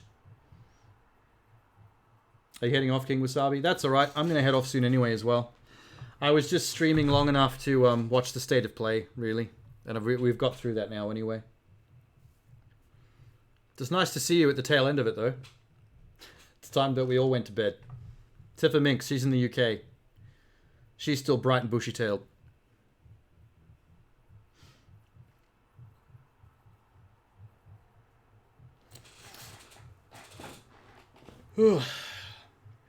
You are in bed? What time is it over there, Minx? Why are you in bed?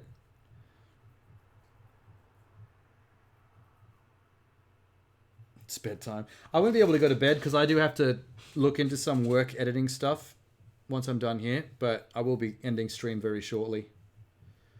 So no worries there. I'll see you around sometime. I'll try to stop by one of your streams if I ever catch you on. Actually, wait, let me follow you now so I don't forget.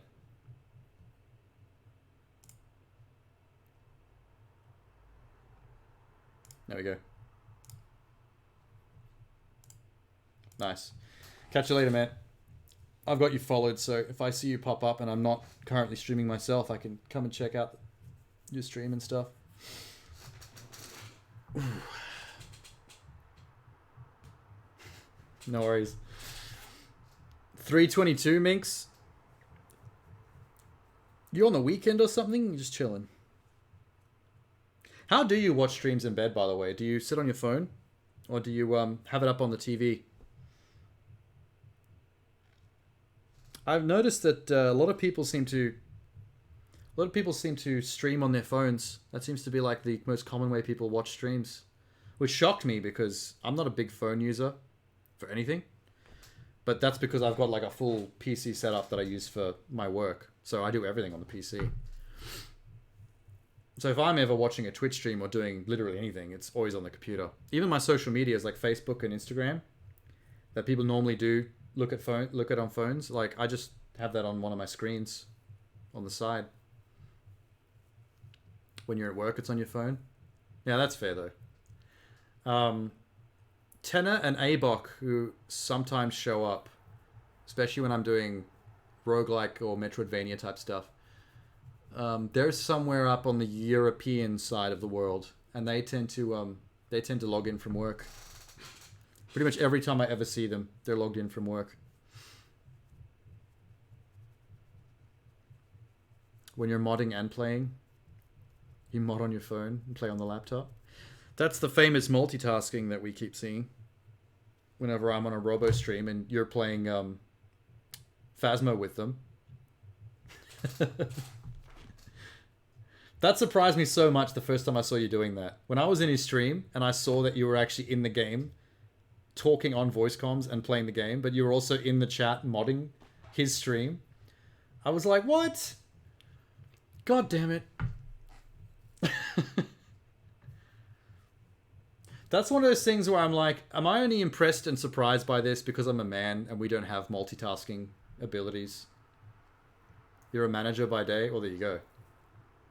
So it's both the fact that you're female and the fact that career-wise you're a manager. So on both fronts, you are well-trained, well-versed in multitasking.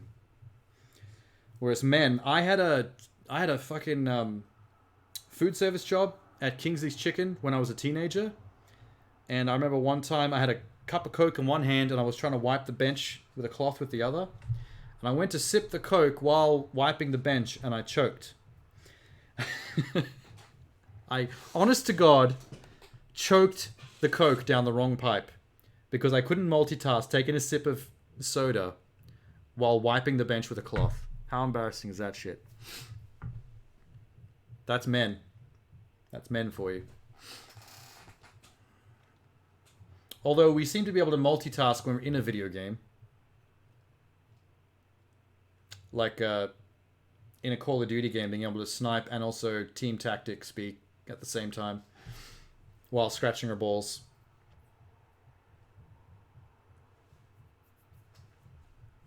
You mod robo streams on your laptop. And you have your work laptop next to you answering emails. So is that what your work sometimes just evolves into? Is just no matter where you are, you're just managing people from afar through emails? You don't always have to be in an office. That's pretty dope. I mean, that's kind of like what's good about my editing job is that where I'm sitting right now, where I'm streaming from, this is where I work. When I'm earning money streaming like commercial ads and music videos or whatever, I'm working in this exact same seat. I just have to make sure not to turn into a vegetable. Because when you work and you play and all your leisure time and everything is done from this exact same spot, you can turn into a bit of a chumbawamba if you're not careful. Your office is at the bottom of a garden. Well, that's cute. Surrounded by foliage.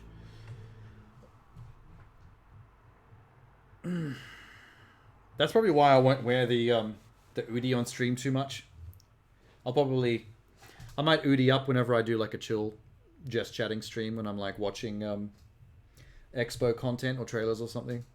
I'll just make it an Udi stream. Because if I'm always wearing the Udi, people are going to start to think I'm a chunky boy. I'm not a chunky boy. I promise. I'm almost... Wait. I have a little bit of a paunch. There's a little bit of a paunch going on down there. It's starting. It's borderline beginning. Because I have been eating a lot of ice cream. And Biscoff. Lotus Biscoff cookies. And Shapes biscuits. Pizza Shapes, yes. And McDonald's when I'm lazy. Maybe a bit too much of that shit. I need to pull back on some of that. Because if I'm only ever doing this stuff, and I'm only even eating that kind of crap, I am going to start turning into a turnip. You just had a Biscoff sundae? Oh my god, yes. Biscoff is like the greatest find in my entire life. When I discovered Biscoff spread, the actual like Biscoff cookie spread that you can smear on stuff and make desserts out of, oh shit. It changed my life. I went and bought a jar of that and I didn't spread it on nothing. I was eating that stuff out of the jar with a spoon.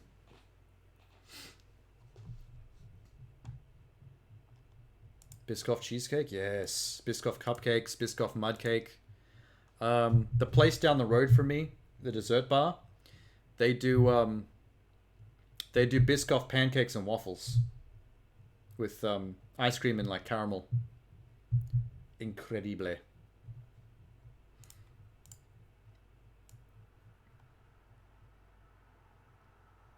I do need to do this on stream at some point in the near future. Tunic.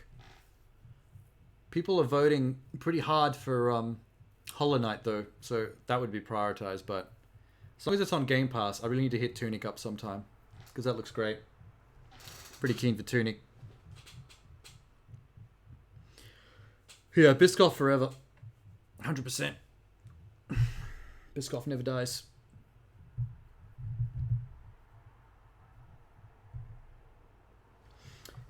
You know what I've noticed? No one's ever recognized this box. That one. See the girl on the white box? That's Saints Row 1, I think. Yeah, that's the collector's edition for Saints Row 1. No one ever recognized it because their collector's edition was in the shape of a Freckle Bitch's pizza box, which is a fast food chain in the game. I'm not a nerd.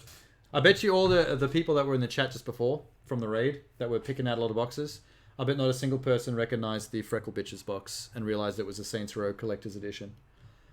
They had the balls to make a collector's edition box that didn't have anything about the actual game on it.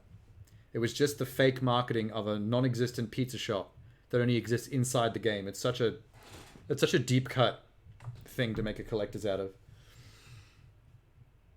But you know, kudos to them for that, for having the balls to do that.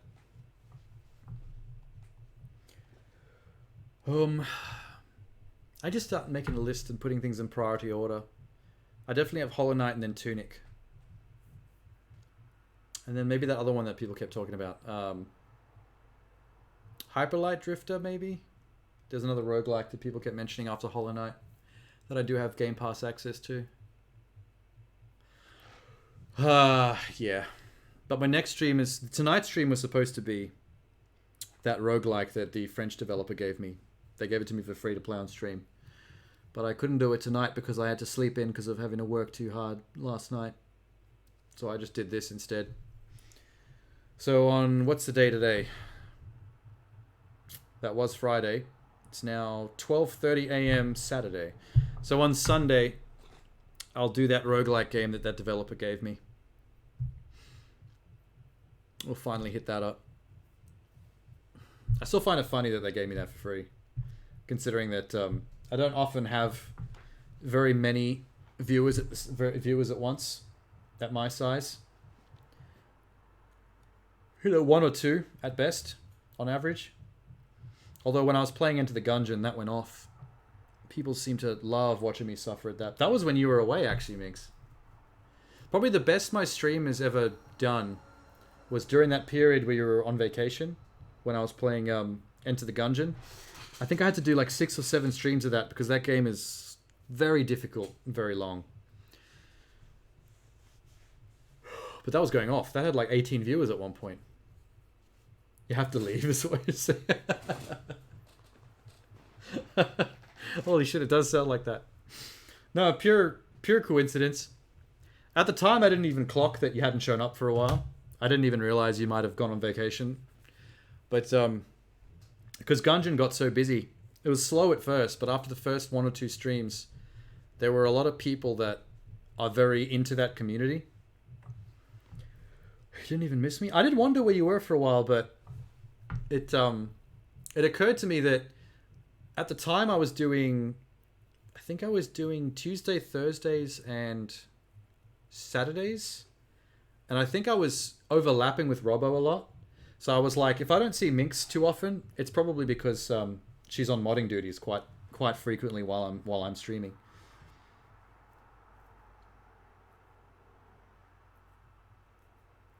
There with me through the long dark? Yeah, you were. Wait, were you modding for people while also hanging out on long dark at the same time? Was that a multitask? I wouldn't surprise me. Oh, I knew it. So I guess that assumption that you might be off doing some modding when you're not on the days when you don't show up was incorrect, because even when you are modding, you still tend to show up places because you've got 4 or 5 brains in your skull that can all operate simultaneously, and probably just as many hands to do it. Ew, that's a weird visual. Although I'm sure a lot of men would love women with 5, 6 hands. Yeah, exactly. That's fair. But yeah, that was a hectic period because I don't think I've ever had that many viewers at once. I think when I looked at the statistics, there was something like 18 at one point. And that was the first time I think I ever had more than 5 people chatting simultaneously, because there is a Twitch achievement for that. And it just never happened. Like on my streams, max there'll be 3 or 4 people talking at the same time. Max. Never been more than that. So the achievement was always just there. Like 4 out of 5. But like when Gungeon happened, at one point there was 9 people chatting at the same time.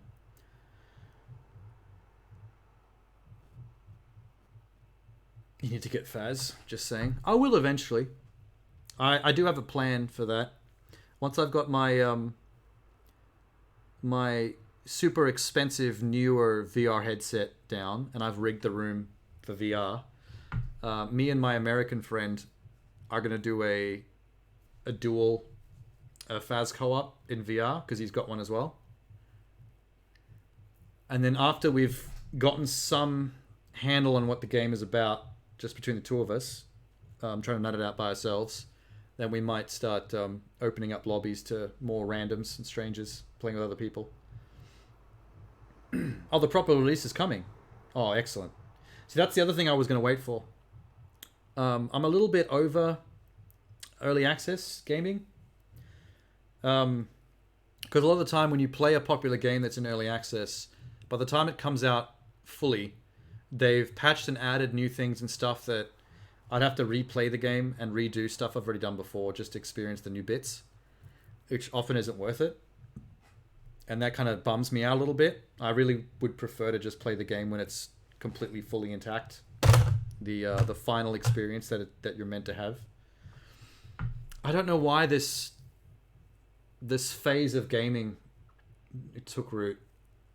People are so into playing unfinished games now that are like half developed. And the developers lean into it because they can make money early by releasing early access. And it just bugs me a little bit. I really want to play that survival game, Grounded, the one where you're like shrunk down little kids in the garden, and it's surviving like in the grass, tiny, and all the insects are giant. But that game's been in early access for so fucking long, and it's still not done. They complain that things don't work. Yeah, exactly. Whinge that it's a shit game, even though like half the mechanics don't even work properly yet. But yeah, I'll definitely be on that eventually. Me and that friend will definitely do a VR first time play and just try to figure the game out for ourselves that way. I'm sure there'll be some good deals on the game coming up the next few weeks if it's coming out fully. But yeah, I learned a lot from... Remember when I was playing... I don't know if you remember me playing Plague Tale with the orphans? and the little brother that was a liability but could eventually control rats with his mind, and then he became awesome. I played that, and then I think after that was when I played Enter the Gungeon, and I learnt something from those two games.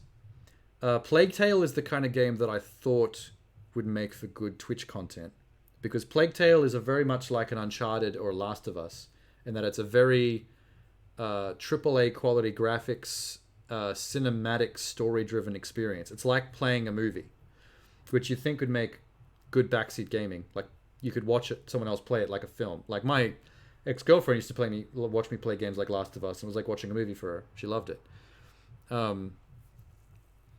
But, like, there was only ever, like, 2 people that, like, hung around at a time for Plague Tale. Like, it wasn't anything more exciting than any other game that you could play.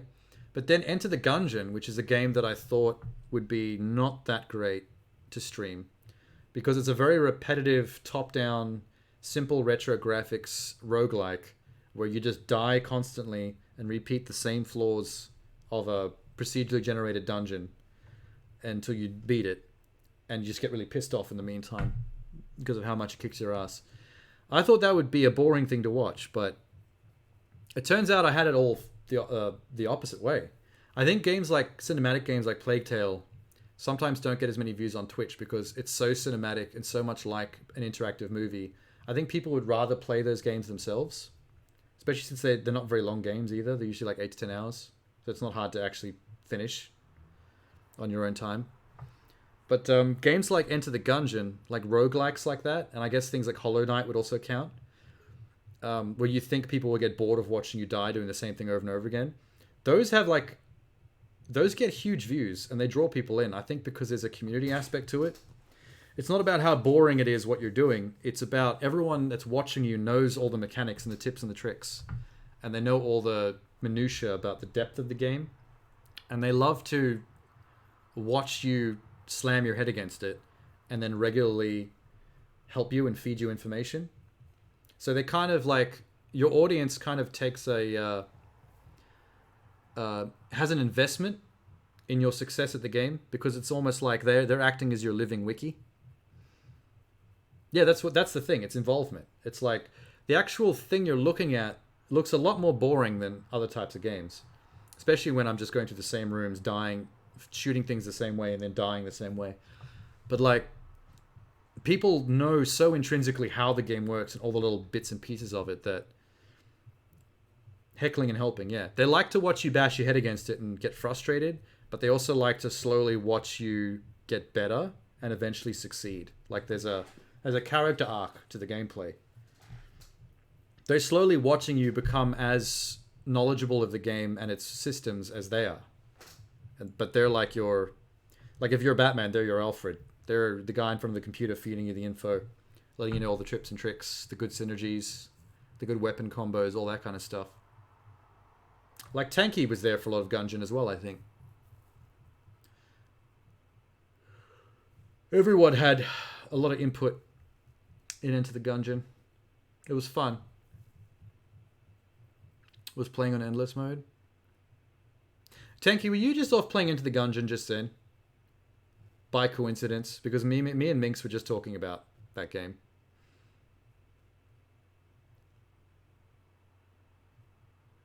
No? Oh, you're playing endless mode and something else? Okay. I thought maybe then, as pure coincidence, you happen to be playing the same game we were just talking about. Infinity Time? Is that a game?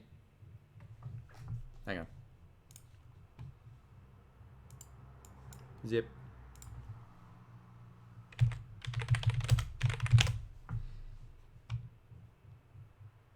Oh, you're playing Plants vs. Zombies Garden Warfare 2. Alright. I getcha. Infinity Time is a game mode.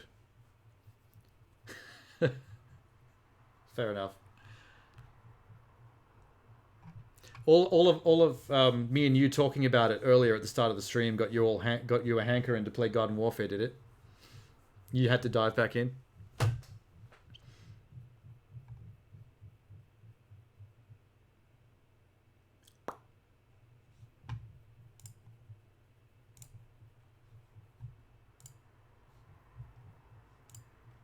Oh, by the way, Minx and Tanky, just in case you've never experienced it before, I don't know if you noticed my browser, if you've ever seen this browser. I used to use Chrome, which most people use, but this is, how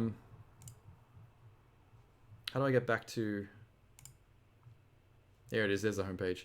This browser is called Opera GX. It's like a gamer version of Opera. And check out the sidebar. I can pop out my Twitch. Wait, let me full screen this so you can see what I'm talking about. Alright, look at this sidebar. There's a bunch of like customizers and gaming performance controls you can open up. There's my my Twitch pop out with the people I follow, and you can see who's online and go straight to them or straight to your own account. There's my Facebook. There's my Instagram. There's my Twitter. And they're all just like slidable in and out windows like that. How dope is that? All three of my most important socials and Twitch. And then there's also bookmarks and history.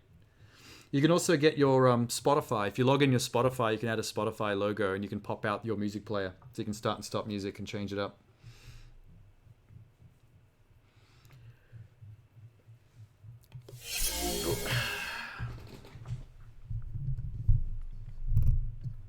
Hang on, just move the mic a bit. It's in the way. What's the worst game I've ever played and why? Oh, that's a toughie. That's a toughie. There's so many bad games. Good lord. I own a lot of the worst game I've ever played as well. That's hard, but like I find it hard to answer what the best game I've ever played is as well. Because there's so many. There's so many that were good, but there's also so many that were bad.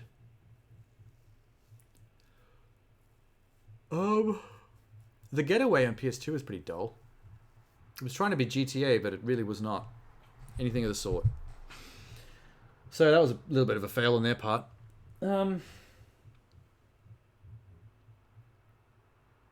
What is the worst game ever? I feel like you'd have to do a list.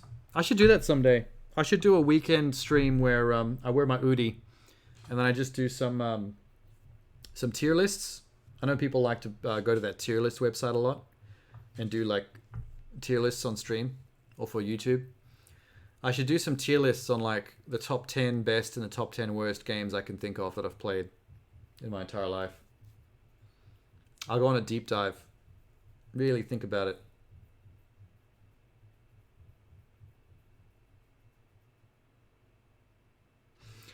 I guess like it's probably easy to think of games that were a big disappointment rather than games that are the worst game you've ever played. Like I remember playing Lost Planet and thinking that was kind of cool. And then I played Lost Planet 2 and it was super disappointing because they changed the whole thing. It wasn't like a almost Hideo Kojima directed linear storyline driven action sci-fi game. The sequel was just like a multiplayer only pick your missions off a map and you just go like do stuff game, and that was really lame. Accidentally getting into my head. Yeah, well, this is good stuff to think about because I could do fun streams on stuff like this. It'd be cool to like try to use that tier ranking website like other people do. I've never used it before. Maybe make a stream out of using that to do a bunch of stuff. People seem to like to do tier lists of the Marvel Cinematic Universe for some reason. Like that seems to be the most popular tier list content. Even though the Marvel Cinematic Universe never ends, so no matter when you do your tier list, there's always more movies coming out, like next month, that you're going to miss out on putting on your list. But they're never going to end, so blah.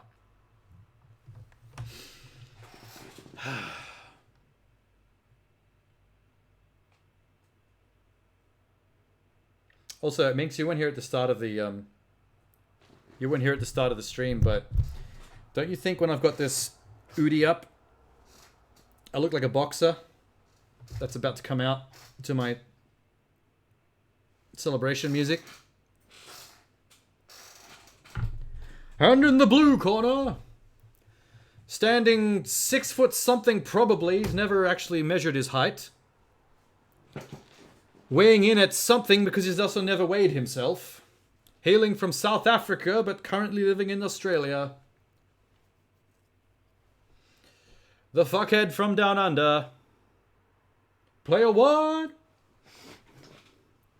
You're over 6 foot? I have no idea. Probably not. Maybe just under? Who knows? I've never actually measured my height because I don't own any tape measure.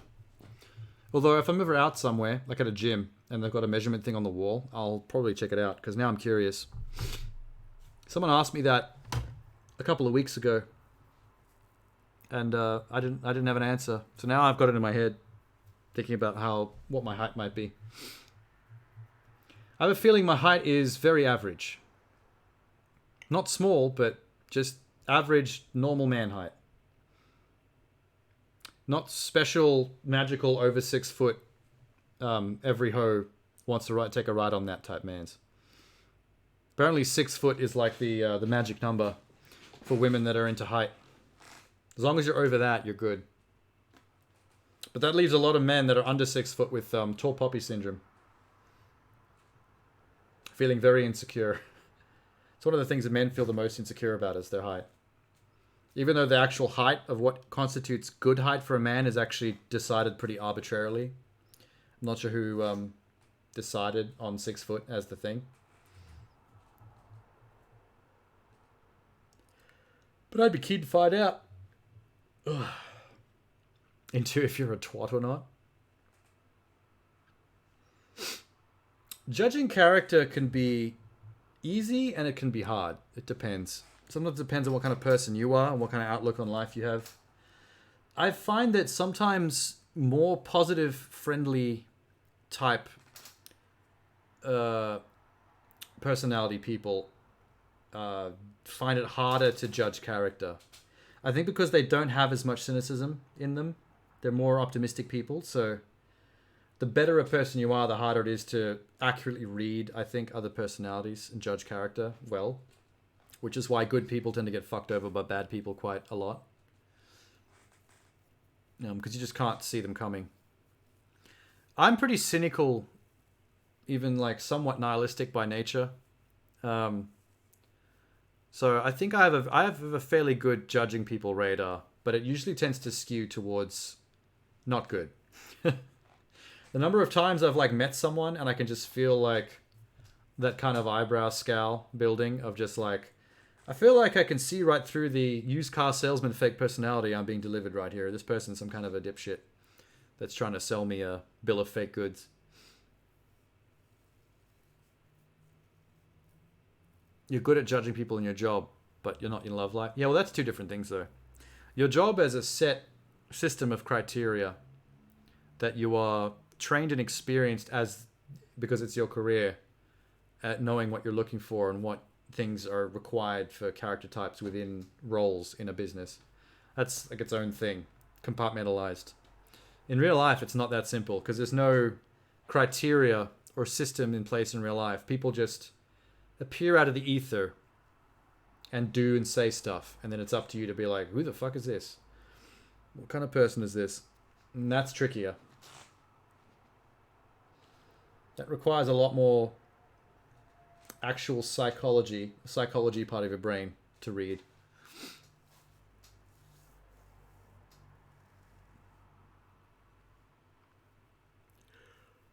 Good at judging people you have no romantic want or need for? Yeah.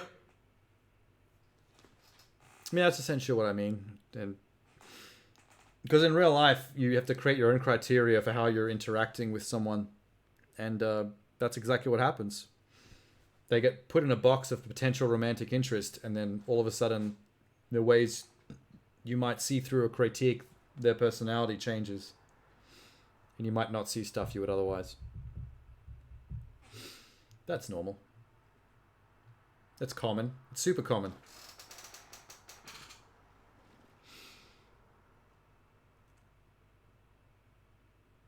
You always try to see the good in people. I don't think that's quite me.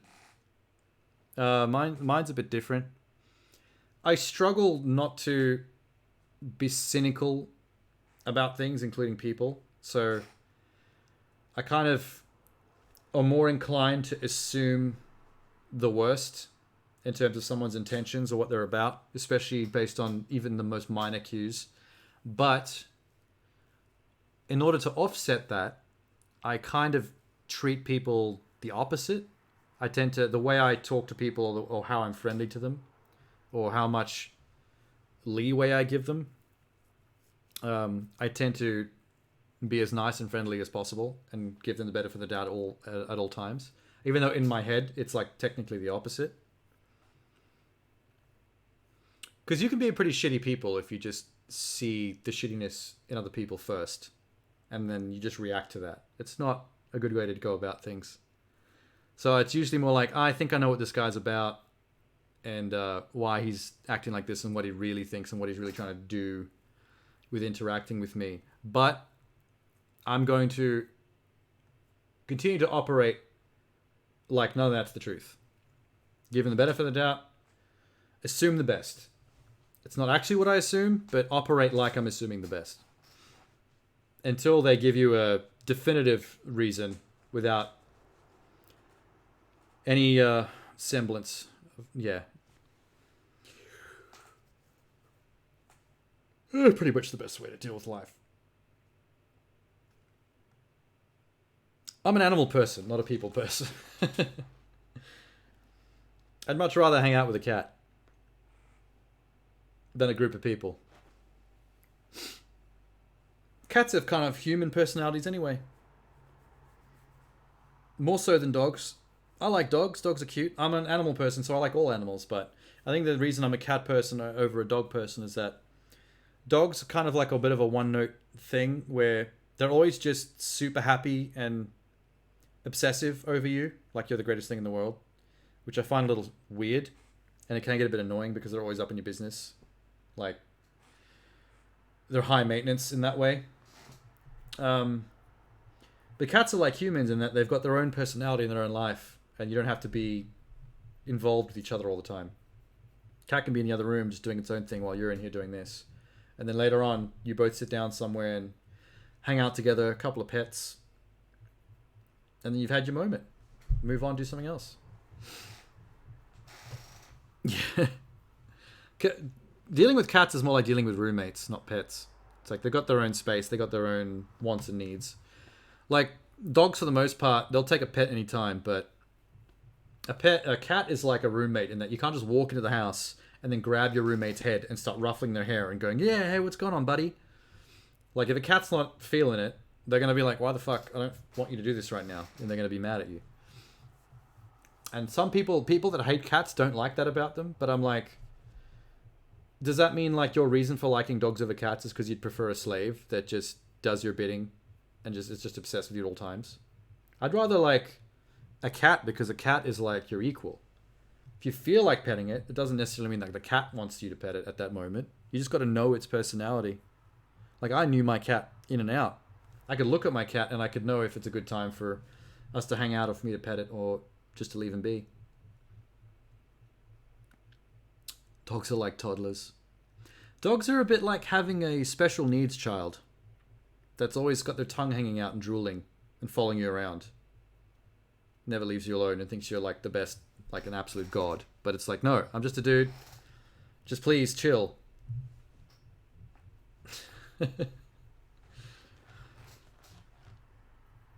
Yeah, so I guess that's the way I look at it.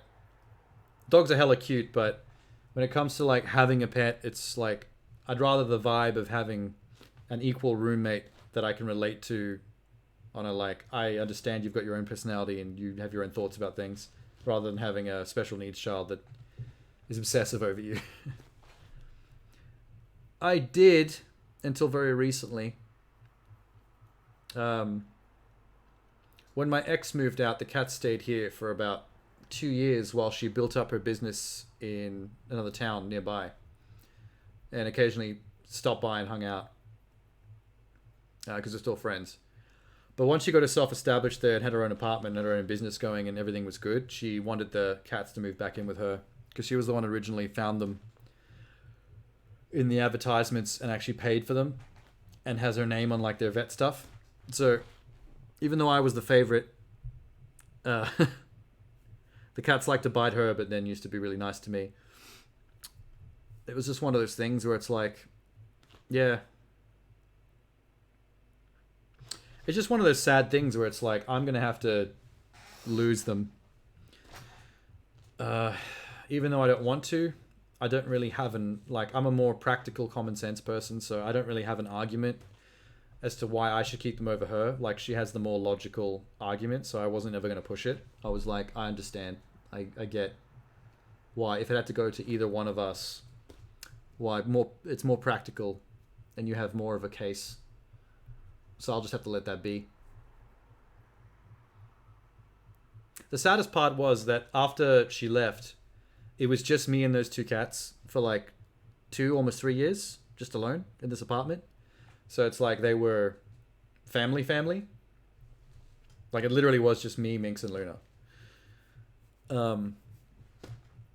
So when they finally left, it was like, this place got hella empty and quiet. There's just like, I'm just so used to having one of them on the desk here next to me, just chilling while I'm working. And then one coming in for pets and then leaving. You know. There's a bit of getting used to just complete and utter silence and being like literally the only living thing in the building. I miss the little one. The Luna, the little grey one. She used to sit near, like when it got to midnight, she would sit nearby and watch me because she knew I'd have to go to bed eventually and she was waiting for me to do it. And as soon as I go to bed, she'd come and curl up on my chest and sleep on here. That was her favorite time of the day. I could always see her sitting nearby watching, waiting for me to go to bed so she could do that. I miss that. People love cat cams. Oh yeah, I've seen those streams. Those are weird. Kind of fascinating though. It's almost pointless, but then like when you click on one of those cat cam streams and you get stuck in there, you kind of do want to just stick around and just stare for a while and see what happens. It's a bit surreal. Like Robbo with egg. I'm having an issue thinking about that right now though. It's like, I can't wrap my head around getting a new pet of any kind. Like, those cats were family from kittens and have been family for so long that the thought of getting another cat, it kind of like, it upsets me a little bit. It gets to me. I don't like the idea because it just, like, it hits me like I'm replacing them. Like, family can just leave and I can just get a new one and just plop it down. And it's like, yay, equal love. Nah. I know if you did get another pet, you'd still end up loving it regardless. Like, just as much. But just, like, thinking about it as a concept. Like, I don't want to do it. It almost makes me mad. Like, thinking about it almost makes me angry. Like, how dare I even consider replacing family like that? Like, I'd rather not ever have another cat again. And not have to experience that whole shabozzle. But you know, you do other things with your time. You can stream. I can keep the house cleaner because it's only me here, and I'm a very neat person. I swear to God, as messy as cats are, my ex is even messier than them. So between that whole lot and me being the cleanest person, it was not the greatest in terms of the house being as neat as I'd like it to be normally. But now I'm starting to get it there. I'm still changing things around though. I'm building up a very voice-controlled, LED-driven house. It's going to be high-tech and neat. Just need more money.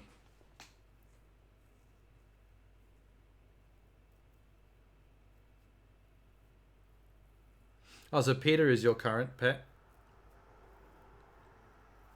Yeah, that's the positive way to look at it. Like, at least you're giving somebody a good home. There's only so many good homes out there and so many strays and adoptions. A lot of cats and dogs go through the adoption system and don't quite get anywhere. It's really sad. There's not enough people ever to take enough of them. I know more than one person who foster cats.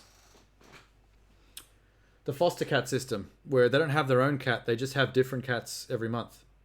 Because they hold on to them while they're young, and then after about a month, when they're old enough to get adopted, they go back, and then they get a new batch. So they've always got new animals there. Interesting. I think that would break my heart, though. Imagine bonding with a new kitten for about a month, and then they just have to go back to the adoption clinic to get adopted by the forever home.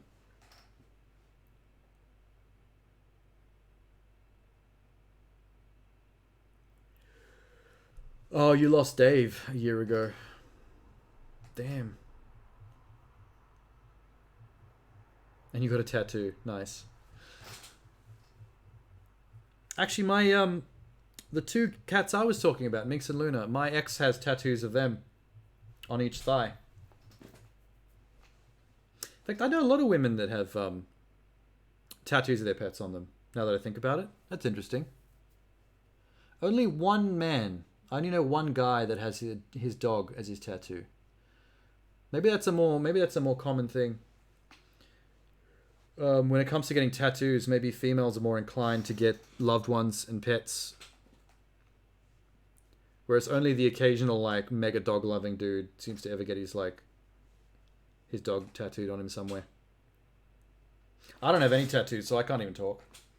Not that you'd be able to see them anyway, because I'm, like, drowning in this fluffy Oodie. Oodie. I love my Oodie. I want to be sponsored by Oodie. Can someone send an email to oodie.com and ask them if they'd like a Twitch sponsorship? I'm a small streamer. I don't have many followers, but I'll sponsor some Oodie. The occasional 2 or 3 viewers will see your Oodie, and they'll get excited, and they'll go to the website, and they'll get a percentage off on their first purchase, and then everyone will be like wearing fluffy cloud marshmallows to bed. Oh, what have you sent me?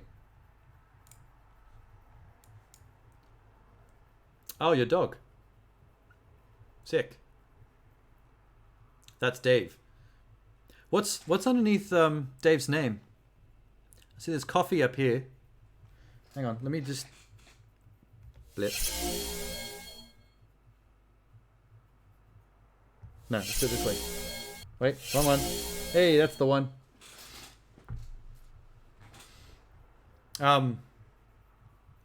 Notice the coffee, but what's this?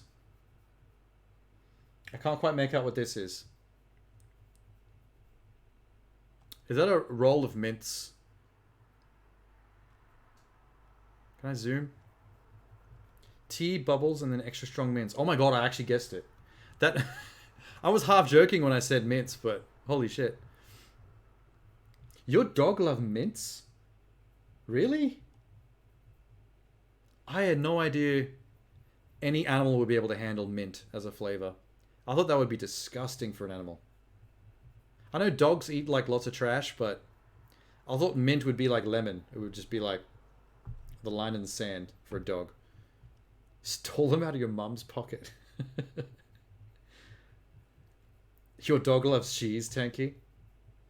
I think there are a lot of animals that like cheese, but there are very few animals that you're allowed to let eat cheese. I think dogs are fine, right, if they eat cheese, but cats get fucked up. Hang on. Can your dog eat cheese? Cheese can be safe to feed your dog, but it's high in fat and can cause weight gain and obesity. All right. Your dog's getting fat, Tanky. You got a Chumbawamba dog. Just a word of warning. Okay, what about cats? Can your cat eat cheese? Cheese is not a natural part of a cat's diet. They are obligate carnivores. They only get necessary nutrients from meat. If cheese is high in protein, it can upset a cat's delicate digestive system. They don't tolerate dairy very well. So what's with the cliche of cats always drinking out of bowls of milk? If they're not very tolerant of dairy, just in general. It's a puppy? Oh yeah, fatten that puppy up. Nothing's cuter than a fat puppy.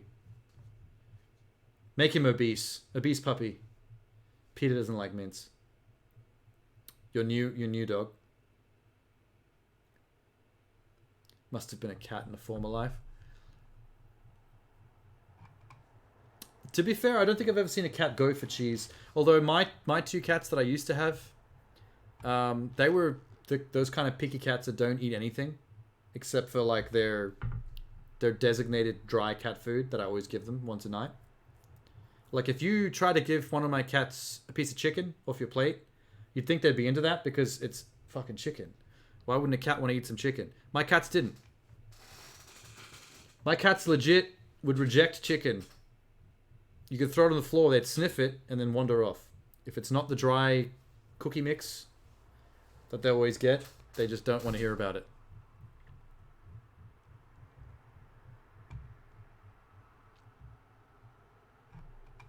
What about mints?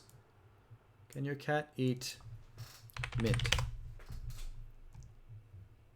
Oh, there's a type of cat mint that's like catnip. Cat mint are types of mints that are safe for cats. Garden mint may cause gastrointestinal upset. Okay, it's not really talking about the mints like the tablets. It's talking about the actual plant. Okay, wait. Dog. Can dogs eat mint? Dogs can safely eat 1 or 2 fresh plain mint leaves a day. How many mint leaves are in one Mentos that your dog used to eat?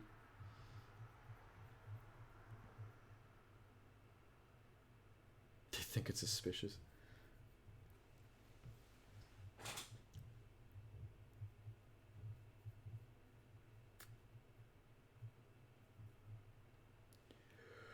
Ooh.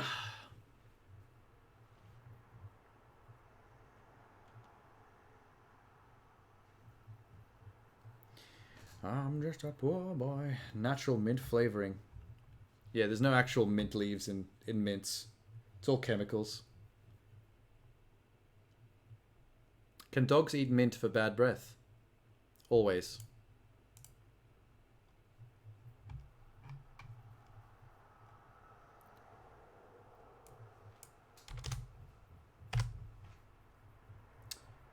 Peppermint may smooth your dog's nausea and upset stomach, but in large quantities can cause liver or kidney problems. Oh god. So you got to hit like the sweet spot. Can dogs eat dick? Your dog is probably eating a lot of bull penises. And you what? What's the rest of this sentence? Do I want to know? And you don't even know it. That is truly the face of a dog that's had too much penis.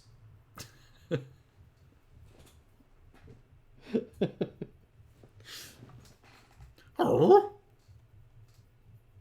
Gay dog.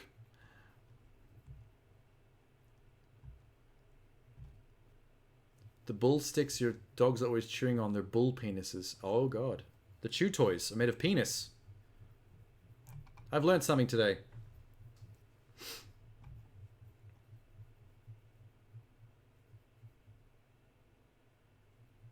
All the Google results are about this chew toy that has bull penis in it. But can cats eat dick? Why does my cat push out his penis and lick it?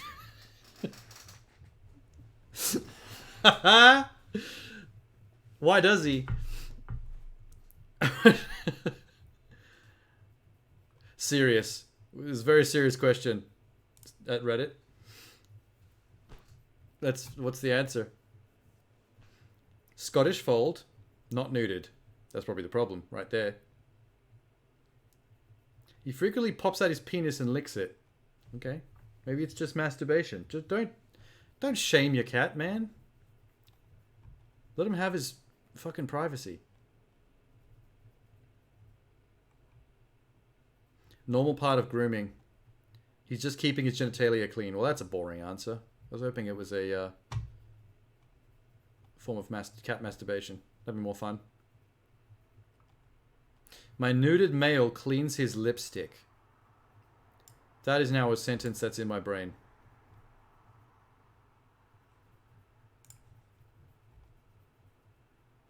Where is the cat's penis? Says random guy on Reddit. He's very serious. Oh my god, look at this answer. This guy's gone for it. Hidden with a sheath. Yeah, they're not cut. It's cat foreskin. Ooh. Why this blue man? Who's he? This tattoo artist has a very distinct style.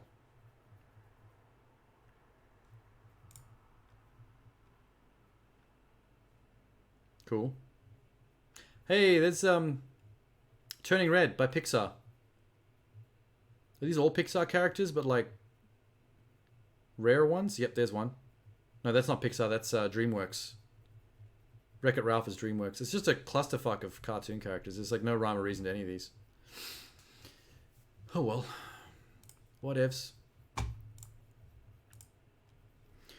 Let's shut her down. He does a lot of Harry Potter, Pokemon, Disney, and pets. Those seem like they'd be very popular things people would ask for tattoos. I mean, most people don't know what they want for tattoos. They just go with like things that they like a lot. Like hobbies or TV shows.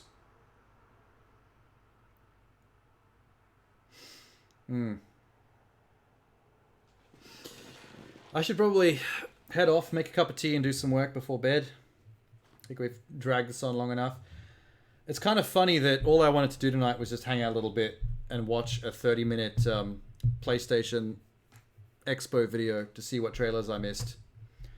And I turned a 30-minute video into a 3-hour stream somehow. I was even, in my schedule, on the Twitch schedule thing you can fill out so people can see it, I was even like overly optimistic when I went, okay, a 30-minute video, let's just predict this might be 2 hours. I set 2 hours as how long the stream would probably go for. But I didn't actually think I would reach it. I'm like, well, 30 minutes, I'll probably only go for about an hour then. Let's just double, because I'll probably talk some shit. Fucking 3 hours later. That's funny. That's really funny.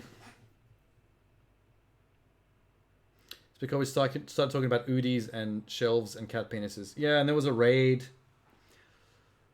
Raids tend to be distracting.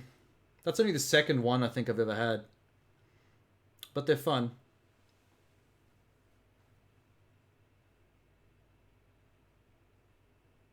The only thing I don't like is, I don't know if you've ever been in a raid before, when you're actually in the chat and you get raided across to, oh, I did jump back and look at a few bits, you're right. If you've ever been watching someone stream and actually gone along with a raid to someone else's stream, one thing I'm not a big fan of is people always seem compelled to do very formal introductions whenever they get a raid. Like, I think the first one I ever saw, it was a girl stream, mid-20s, female. And the second the raid dropped in, she kind of paused and stopped what she was doing, switched to her full cam, and then she full turns to the camera and does the whole, like, spiel of, like, hi, my name is such and such, I'm a blah, blah, blah streamer, and I like to blah, blah, and, you know, did the whole, like, introduction speech. And, I don't know, I just don't... I'm not feeling that. Like, I find it weird whenever I experience it, whenever I'm in a raid that goes to someone's stream and they start doing that, where it's like, I'll get everything I need to know about your personality and who you are by just being in the chat and just contributing to whatever you're doing. Like, just keep playing the game. Yeah, like stopping for an advert, yeah. I think it's because people that they want a career in streaming and they're putting a lot of effort into it. There's a certain professionalism they're trying to hit with how they run their stream. And I think it leans into that. Like, you feel compelled to do things like that to vaunt your professionalism a little bit, to really like spruik yourself. I just think it's a little bit unnecessary. I have a feeling a lot of people probably, in the middle of those kind of introductions, a lot of people probably just take off. Whereas if you just said hi and thanked everyone for showing up and then just keep doing what you were doing, they'd be more inclined to stick around because they're actually seeing what you're doing. And there's a chance they might like what you're doing and stick around to watch more of it. Rather than it turning into a Tinder video intro. Hi, I'm Debbie. I like to cleavage stream. I like long walks on the beach. I'm a dog girl. I like adventures. I want a partner that I can go on life adventures with. Someone I can really share the journey with, you know what I mean? No one night stands, please. I'm not that kind of girl. I will suck your dick on the first date, but not that kind of girl.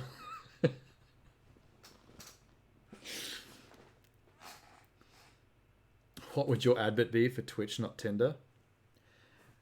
Well, I'm a dickhead in a Space Jam hoodie. That's all you need to know. Hi, I'm Player One. I'm wearing the fluffiest Space Jam tonight. I'm so comfy, I'm practically erect as I speak.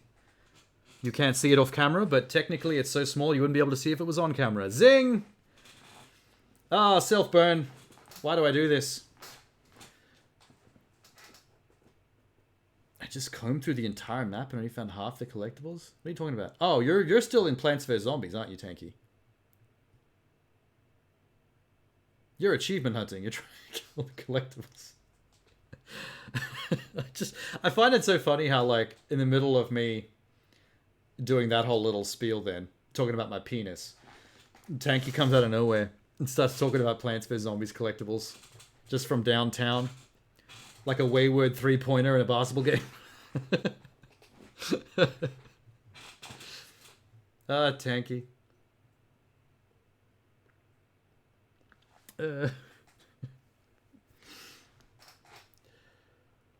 Oh, shit.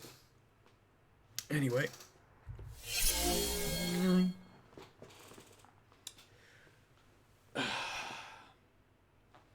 Time to move on, I think. It was fun chat to you all. It was fun doing a non-gaming stream for the first time ever. Not feeling compelled to have to perform at Enter the Gungeon and crying myself to sleep. Just feeling the ood. It's just a whole stream of feeling the ood. Good night, Tanky. Good night, Minx. Till next time, bye!